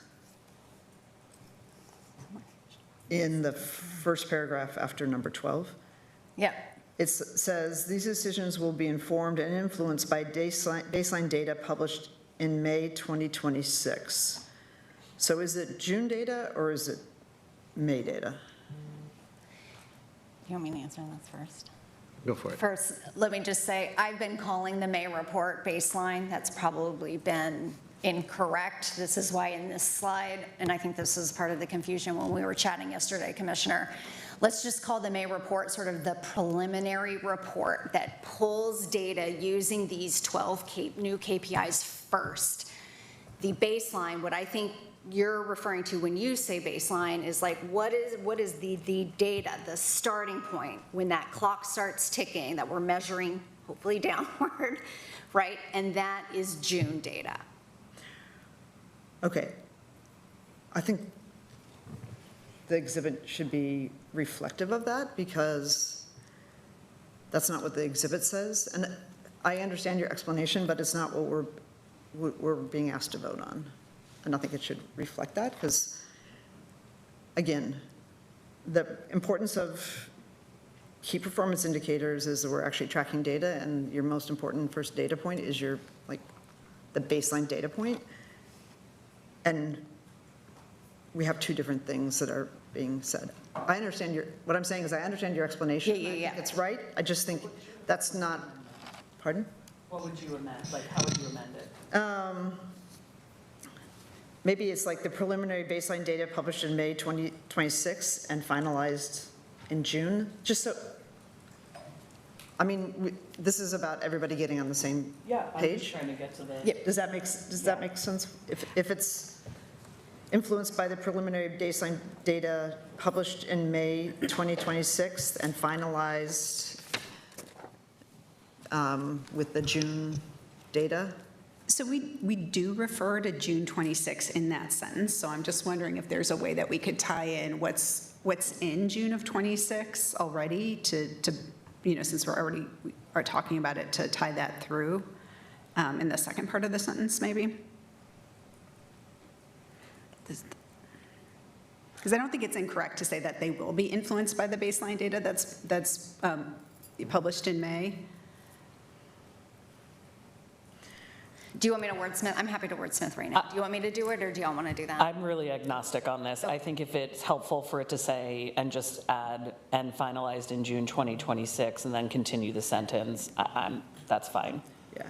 I just think we need to be clear, because like what data are we looking at? Everybody needs to know what we're pointing at as the starting time. I mean, that should be true with all our key performance indicators. So I just want to be clear, because if we go back historically, people are like, are we looking at the May data? Like, what is the May data, or is it the June data? Do you have, Commissioner Singleton, something that you think accomplishes that? No, I think that's fine. I don't know if we need to do formal kind of process of amending language or what that looks like. But it's fine to me. I don't know that we need to, it's not a hill I'm going to die on, adding language that says and finalized in 2026. I think that's clarifying for folks, so. The question I have is, what does this do, right? Because this is where we get in with the last time we did the IGA, is like changes that we do here then also have to be approved by the city council when they approve it too. So they're going to be taking this question up next week. Do we have time to update the documents that they'd be considering before that? Yeah. Okay. We do. So, I mean, and I want to say the intent of that particular sentence was to make it clear that we will release data in May, for those pool data in the context of those 12 new KPIs as you're making budget decisions. We wanted to make it clear that that process and that active dialogue that we will have next year, they're tied together. So that was more about that and less about sort of the clock starts ticking July 1, and what I'm now saying is baseline is that June 30th data, right? So we could add an additional sentence to make it clear that the clock starts ticking on July 1 and the baseline data is June 2026 data. Like, we could add that So sentence. I would like to add a sentence at the end. I think it's clear, it's easier just to add a sentence at the end, just say, the final baseline data is June 2026 data. So I think also from the city and county, they all know what the starting point is. Mm-hmm. Should I make that motion? Can I add before you make the motion, can we say something that makes it crystal clear what that baseline is? It is the baseline for the 2-year goal baseline will be set in June of 2026. I would suggest we take out 2-year. Okay. But, yeah. So you just want to say baseline data? Yeah, for the goals. You can still keep Baseline data for the goals? For the Okay. goals, yeah. Okay. Okay. So does somebody have that language,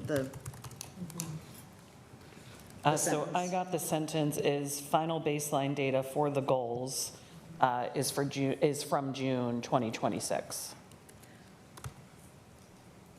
I move the language that Commissioner Singleton just said. I have final baseline data for the goals is from June 2026. Yes, I'll second. Great. So we have a motion and a second. Okay. Okay. And you've captured that language that you just read, and that matches. Do we need to vote on it? Yes, we do need to vote on it. Is there any further discussion on the amendment as proposed? Okay, great. All in favor, please say aye. Aye. Okay, the amendment passes. Okay, I have a couple more questions. Number 3 in the Exhibit 1 is increase the number of units affordable to households with extremely low income, ELI, per 100 households with ELI. Is this the only KPI we have related to housing? It appears that in terms of like increasing the amount of housing. Yes, it's the only, I would say, housing production KPI in the list. Because the city is doing their own a whole separate thing on housing production. Yes. And curious, is there we're being held accountable, the county's being held accountable for like some of our roles in the system? And I'm curious about what the discussion was about not embedding some accountability for the city on housing production in this document. Commissioner, I will say there was some discussion at the SOC, and I think it was a push to get any housing production goals included on the front end because the focus had traditionally been on homeless services. But for me, this comes back to my comments earlier of I don't think that we've done a good job of clearly defining roles of the both entities and then holding accountability on both of those. So to me, that's a next step because I do think for this plan, this is a good place to start with the focus on 0 to 30, but I will say the regional housing production strategy that is overseen by Metro and the state is where I think there's additional accountability for not just the city of Portland, but for production in our entire region that we can hold some accountability to.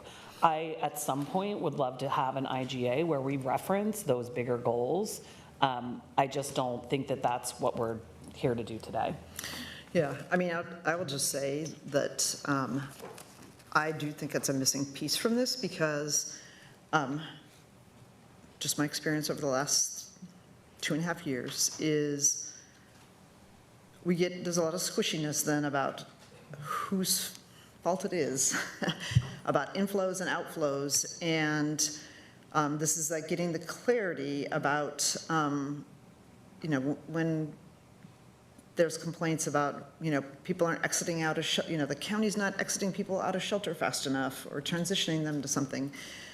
And the question is that because the county's housing placement isn't working?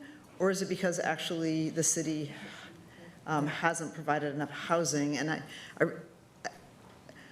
I really feel that it's got to be all tied together, because otherwise we get in this endless who's not doing what, and we're not able to pinpoint in the system actually where we're having pain points or bottlenecks or places that we need to improve the system. So for me, that's a huge missing piece, because if we need to change something, like, let's get after it. But if it's actually, we have a well-functioning system, it's just, there's nowhere for people to go, or they don't have the necessary supports from the city in terms of housing, then, we're again in a circular, it's like, you guys all aren't doing your jobs, or we might be changing something that's already working on our end. It's just, they need to do something, or it could be vice versa. Yeah. I really appreciate that, and I think you're absolutely right. Like, part of this work and part of the having the SOC with so many different entities at the table is to be able to, like, as we are measuring these key performance indicators, to be delving into what is driving the success we're having or the lack of success we're having in these goals that we're setting. And I do think that the roles and responsibilities of the city is a really important piece. I think, though, the Metro and their role is also really key, and this ties in, I think, to the governance conversation that's happening with Metro in terms of setting up this new system for the SHS measure, but also the fact that they have these housing, the housing goals and plans are discussed at MPACT and not this new governance structure. And so, like, making sure that we are tracking that work as well. So I think that having housing and having units of affordable housing as a KPI is really important, and it in no way takes away from the accountability work that needs to be done as we're measuring ourselves against these KPIs in terms of how we can be moving the dial and who's responsible for that. And I would add, I think there's ways for us to talk about that as we look at other KPIs, like more people will exit housing or homelessness to housing, that we can show where some of those bottlenecks are. We do know that, transitional recovery housing faces a similar issue where folks have completed treatment, but finding a place they can actually afford on their minimum income is a challenge. I have long been saying, if people want to be honest and they believe that there's deserving and undeserving poor, then they should be building housing at least for people who are on Social Security disability income, and we don't have enough for them. We would halve the homeless population if we just built housing for that group of people. So I think I totally agree, and I think there's ways we get into that and we can have that conversation. And to me, that's the next steps that we need to be having in our agreements with. And I would say, again, not just the city of Portland, but how are we thinking about this for the whole county, and then how are we thinking about it regionally, and really forcing the issue around the production. Yeah, and this gets back to why my question about will plan revisions come back to us? Because I'm concerned that, I put this on the table when we had the city and county joint meeting and here, and what's the formal point that it comes back? So that's a concern of mine, that there's not any formal requirements to come back from this necessarily. So that it's like, well, it may happen or it may not. And so as just an individual commissioner, I'm concerned that I feel like I don't have a place where I know this conversation is going to come back and get integrated. And I would just say, I think that's a systemic issue on this board about all of our committee assignments. I don't know necessarily what's happening on any of the committees that you all serve on, so I don't want to I would love to not have that conversation about this specific committee, but have it more broadly about how we show up and read each other into stuff, because I do think that is a component that's missing a bit from our committee assignment report backs. Yeah, I agree. I think for this one particularly, though, we are all going to be very interested in, after we vote on our budget, after the city votes on their budget, and we've looked at where the investments are going across all of these different services that are funding the continuum, how that then pencils out to the goals. And so that's where the formalization that's going to happen at the SOC for the specific numeric goals is going to be key. And I think in August, having that information being brought back to this board on what those goals are and what the baseline is, so that we all have that very transparently, is something that we will need to do. So 2 more questions. Number 8, within 2 years, the KPI says, within 2 years, reduce the share of people who are known to be unsheltered. And I'm wondering about the word share. Is that a proportionality measurement, or is it really reduce the number of people? Or is it reduce the percentage? I don't know what the word It's just, it's a different nomenclature than we use in, like, number 3, reduce the number of, and, number 1, reduce the net homelessness, which I assume is individual people, but is share, are you saying like, we want to, of the overall number of homeless individuals, we want to reduce the proportion that are unsheltered, or do we want to reduce the an individual number? So it is established as a proportion of the overall population. And so it would read effectively as, within 2 years, reduce the share of people who are known to be unsheltered from a current rate of X% to X% by FY 2028. So in theory, you could have a reduction in the proportion and actually have more people unsheltered in absolute numbers. Correct. Okay. In the second to the last paragraph, it says, to follow the homeless response system is required to report on these key performance indicators quarterly, and the SOC is required to revisit these indicators and associated goals on an annual basis. 2 questions. Who are the KPIs quarterly going to be reported to? I'm sorry, I didn't quite hear you. I don't know why. I'm sorry, Commissioner, I'm having trouble hearing you. Who is going to get these quarterly reports? We share it with everyone. We do it now. It's required by the IG now, and we will continue that practice. And then the IGA also requires the SOC to revisit the indicators on an annual basis. And then if there are any changes to them, to Exhibit 1 would come back to you, this body. Okay, so your assumption is it comes back to the council, like we just get a emailed report, or? Yeah, we send them out via email and post them online quarterly. Okay, and I really appreciate the last paragraph about the disaggregation of data. I think it's very important for us as we move to a data system. So just a final comment. That was my last question, but just a final comment. I'm really glad to see actual key performance indicators that are based on data, who have an agreement on what the baseline data starting point is. Since I got on the commission, I've been a consistent advocate that we have credible data on the number of homelessness, so that we know whether we're making progress treading water or regressing. And I appreciate that it took 2 years, but this spring we did receive, we have an actual dashboard that shows the inflows and the outflows. And I think one of the things that remains to be concerning for me is now that we have accurate data that, and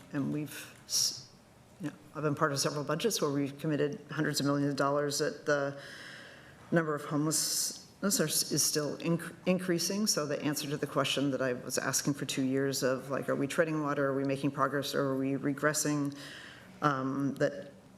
just in terms of absolute numbers, that we have not actually, we're not treading water, we're still seeing more individuals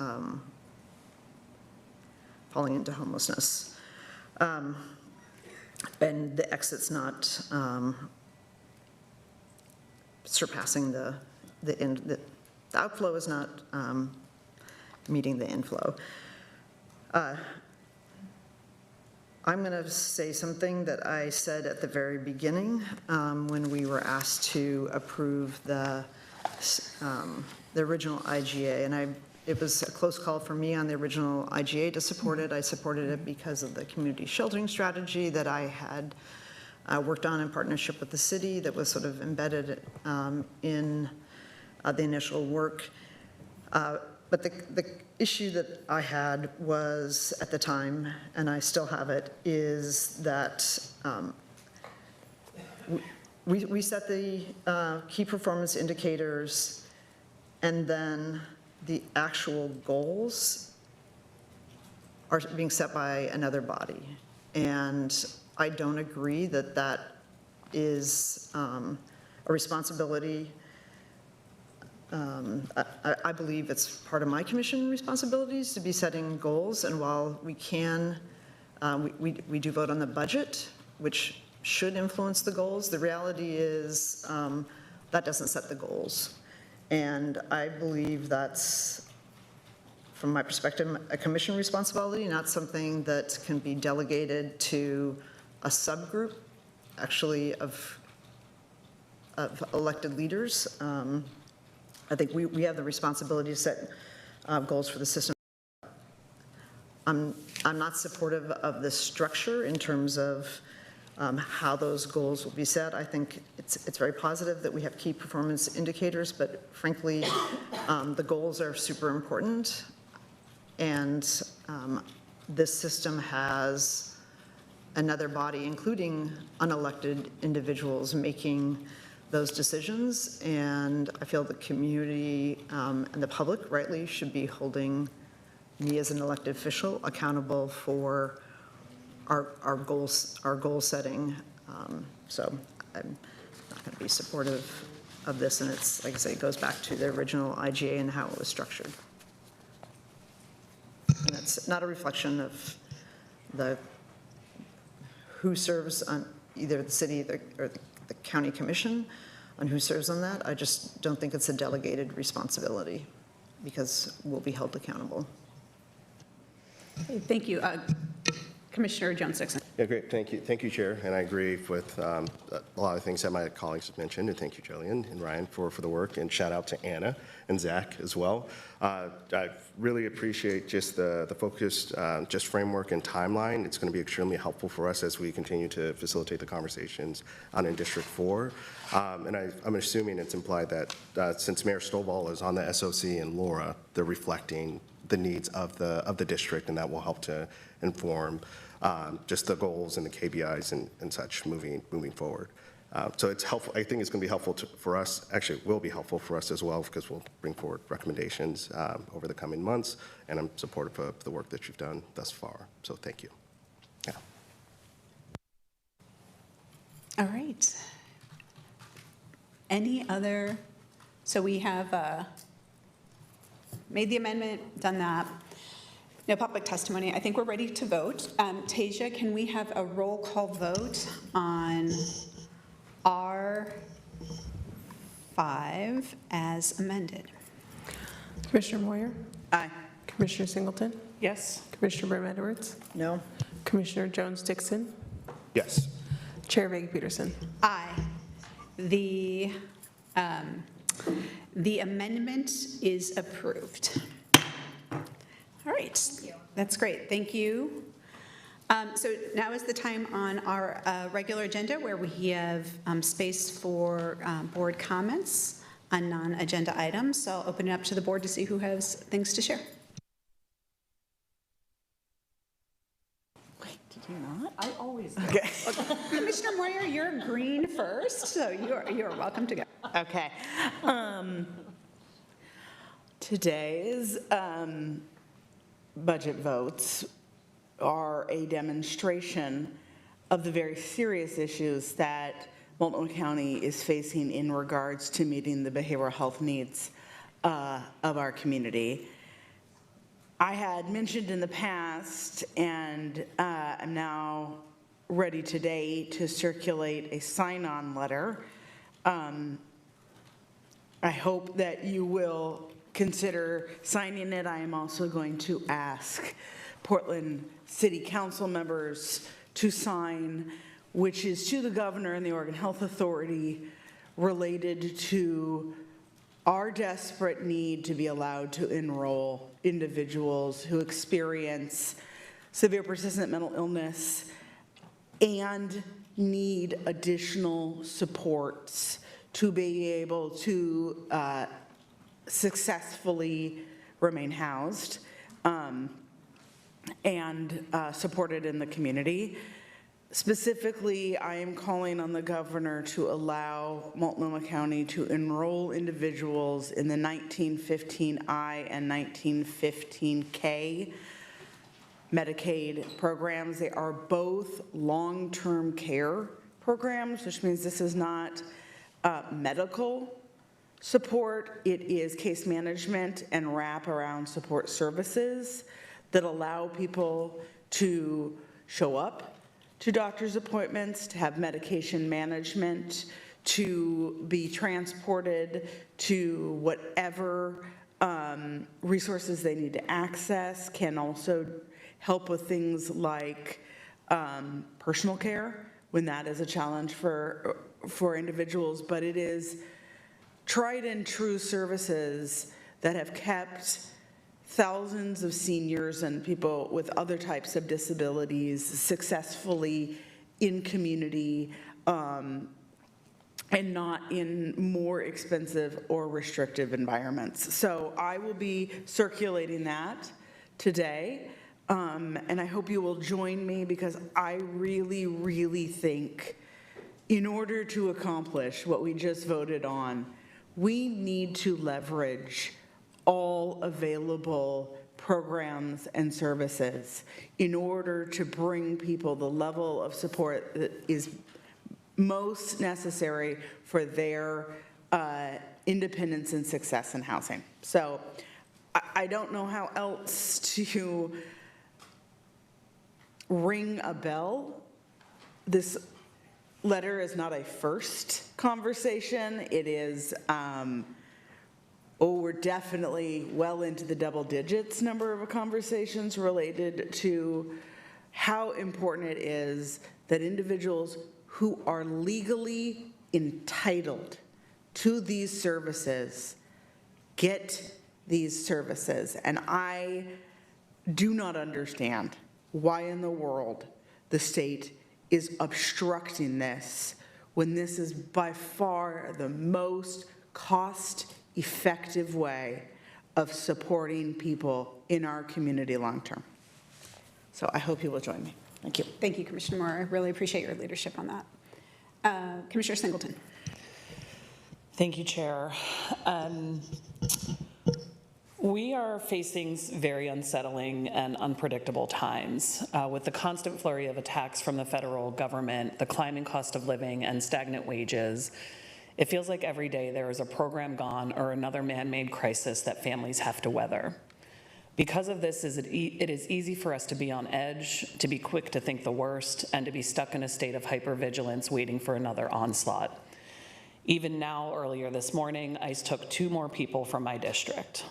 These are 2 more people taken from our community and invoking ongoing fear and sadness. But there is something that gives me hope. What gives me hope now is my phone blowing up, because community is out there making sure that hundreds of people every day going out to volunteer to help with rapid response for ICE. The community organizers who assist in making phone calls and connecting families with services, working well over 40 hours a week for not 1 more cent.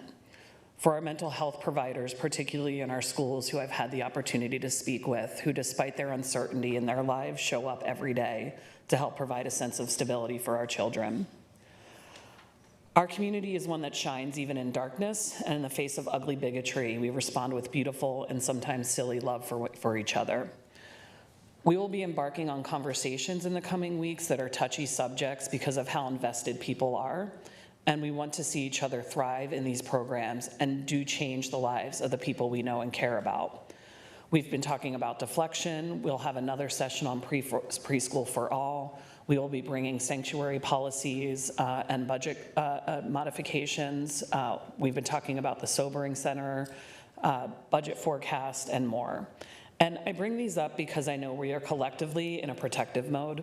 It's understandable that we feel this way, and during these times, we need to focus on strengthening this precious safety net.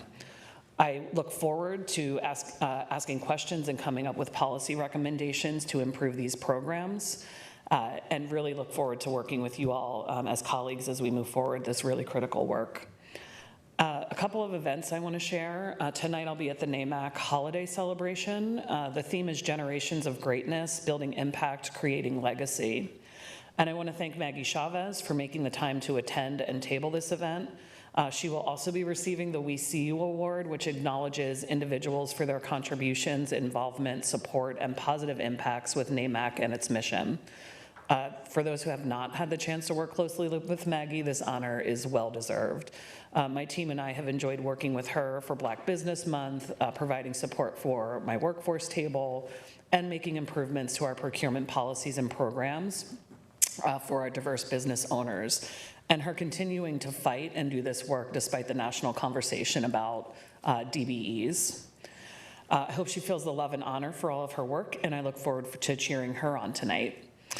And then to share and make sure everybody's aware that on Monday, December 15th, the chair and I will be hosting a virtual listening session about our efforts for updating the county sanctuary policies and status. To RSVP, you can visit my social media pages, or you can go to www.multco.us/info/how-multnomah-county-responding. So I hope folks will turn out. I understand we have a good number of RSVPs, and I look forward to hearing from community about what they want to make sure we're thinking about in our sanctuary work. Thank you. Thank you, Commissioner Singleton. Commissioner Brim-Edwards. Thanks to both of my colleagues for the issues you raised. I have two items I want to just raise as part of this meeting. I'm going to start with Preschool for All. So I want the county's Preschool for All program to deliver on its promise of universal preschool access. I spent 12 years on the school board and understand how important early learning is and kindergarten readiness is to the success of children throughout their educational career, that sort of early foundational success. But we also need to have confidence the program is being responsibly managed, and voters need to know the program's plan and projects are rooted in credible data. I, for a year, have raised questions, I think ever since we had our first presentations about, when I got on the commission, about Preschool for All and the demographic data, because it didn't sync up or align with data that I had been receiving as a school board member, which showed that pretty significant enrollment declines, and it's not specific just to PPS, which is the largest district in the county, but it's something we're seeing all over the country. But in Portland Public Schools, like even sort of more dramatic declines. So my question was always like, how will we be having less kids in K-12, but this sort of robust growth, and then and projections in the county's preschool program. And then the other thing that concerned me is just as the out-year projections were set, they were all static, and we know that things just aren't static. And so I had asked for several times for more accurate data and to see actually where we received that data. I shared the PPS report, which is a sort of 40-page report that the district regularly gets these detailed reports on sort of enrollment data, and it allows decision makers to make accurate projections on just budget, staffing, a whole host of things.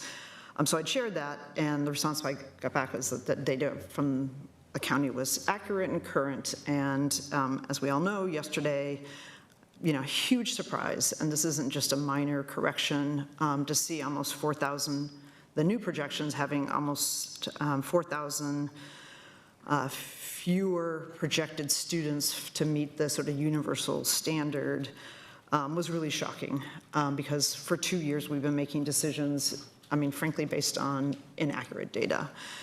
And I would like to ask that the commission not wait till some time in the future, but that we receive revised data on the system costs with the new numbers. And I understand the numbers need to be vetted, but there's not going to be another wild swing. I mean, 4,000 preschools fewer is really significant. So I would like to see that, because I feel like we've presented to the community, well, and frankly to the commission, data that's just not accurate.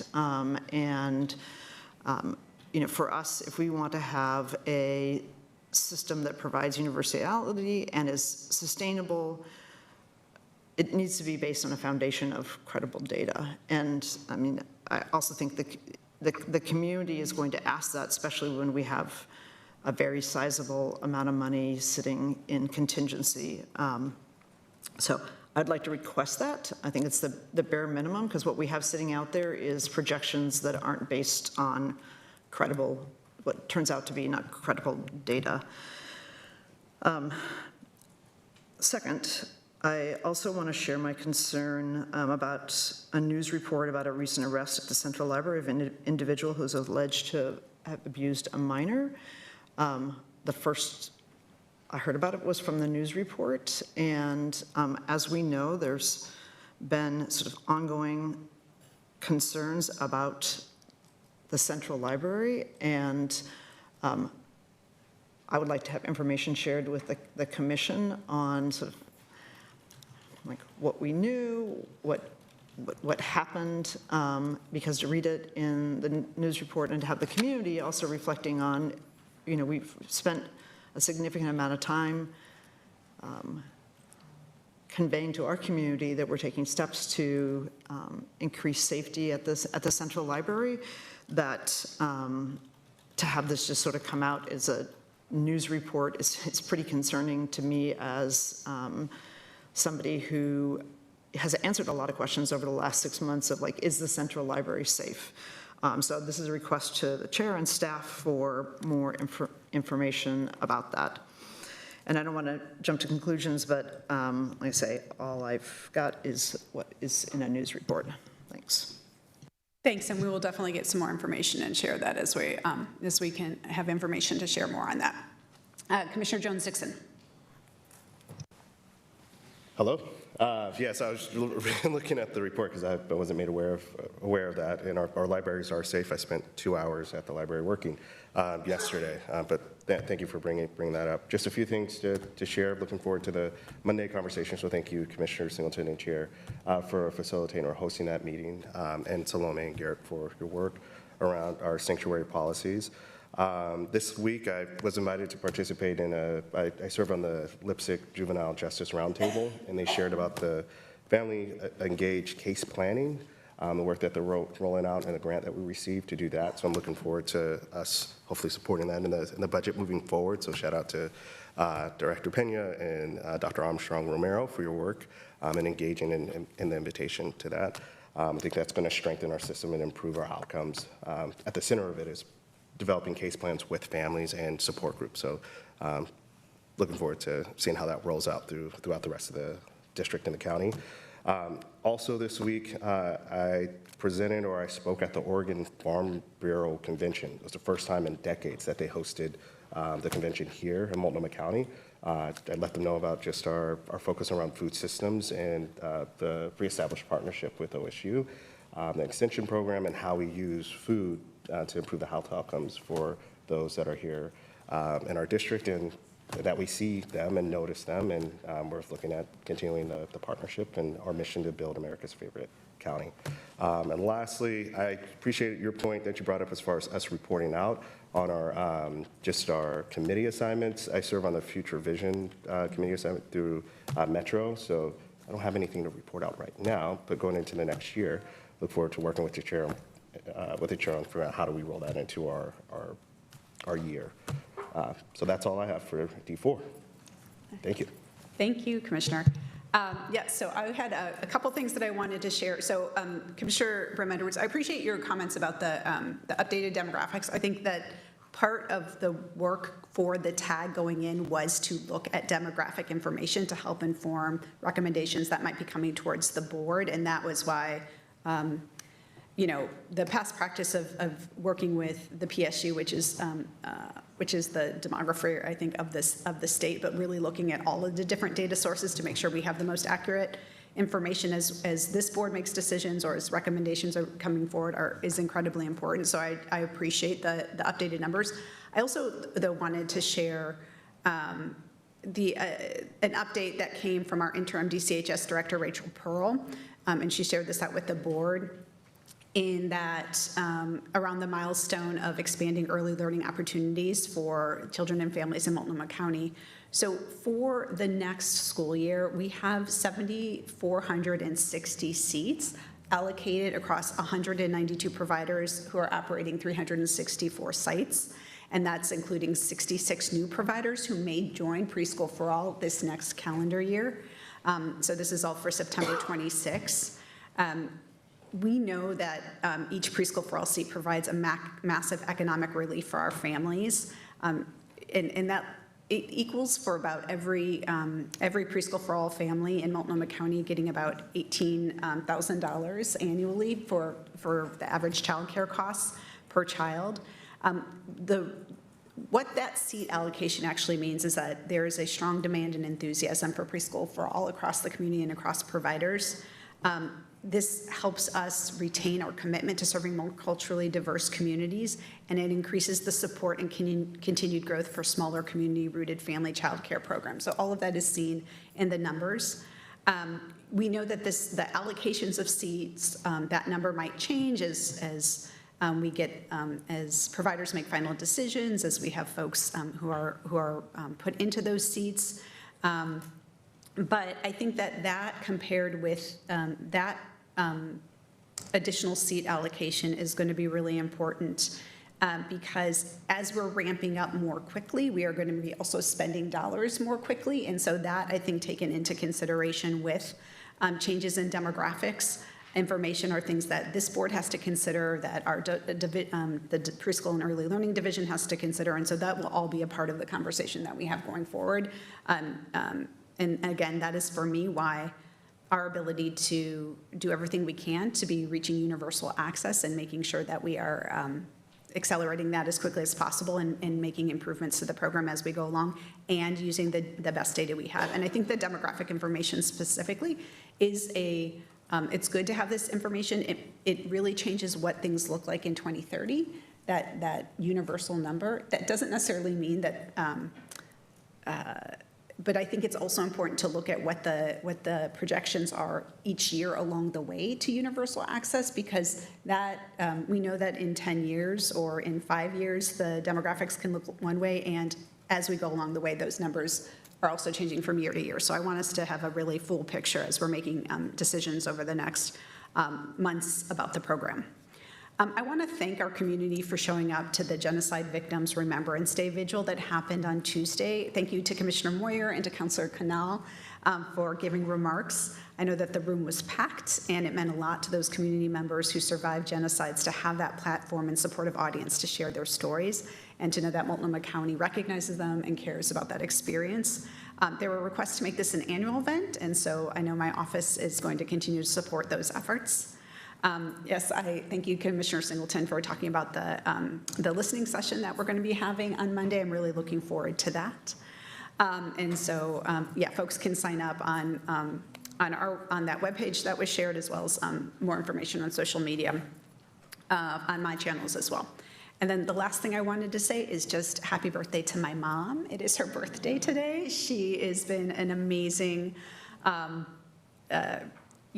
not just a role model to me and my sisters, but I was, thinking like all of the opportunities that I have had have really been because of her care, her love, her support.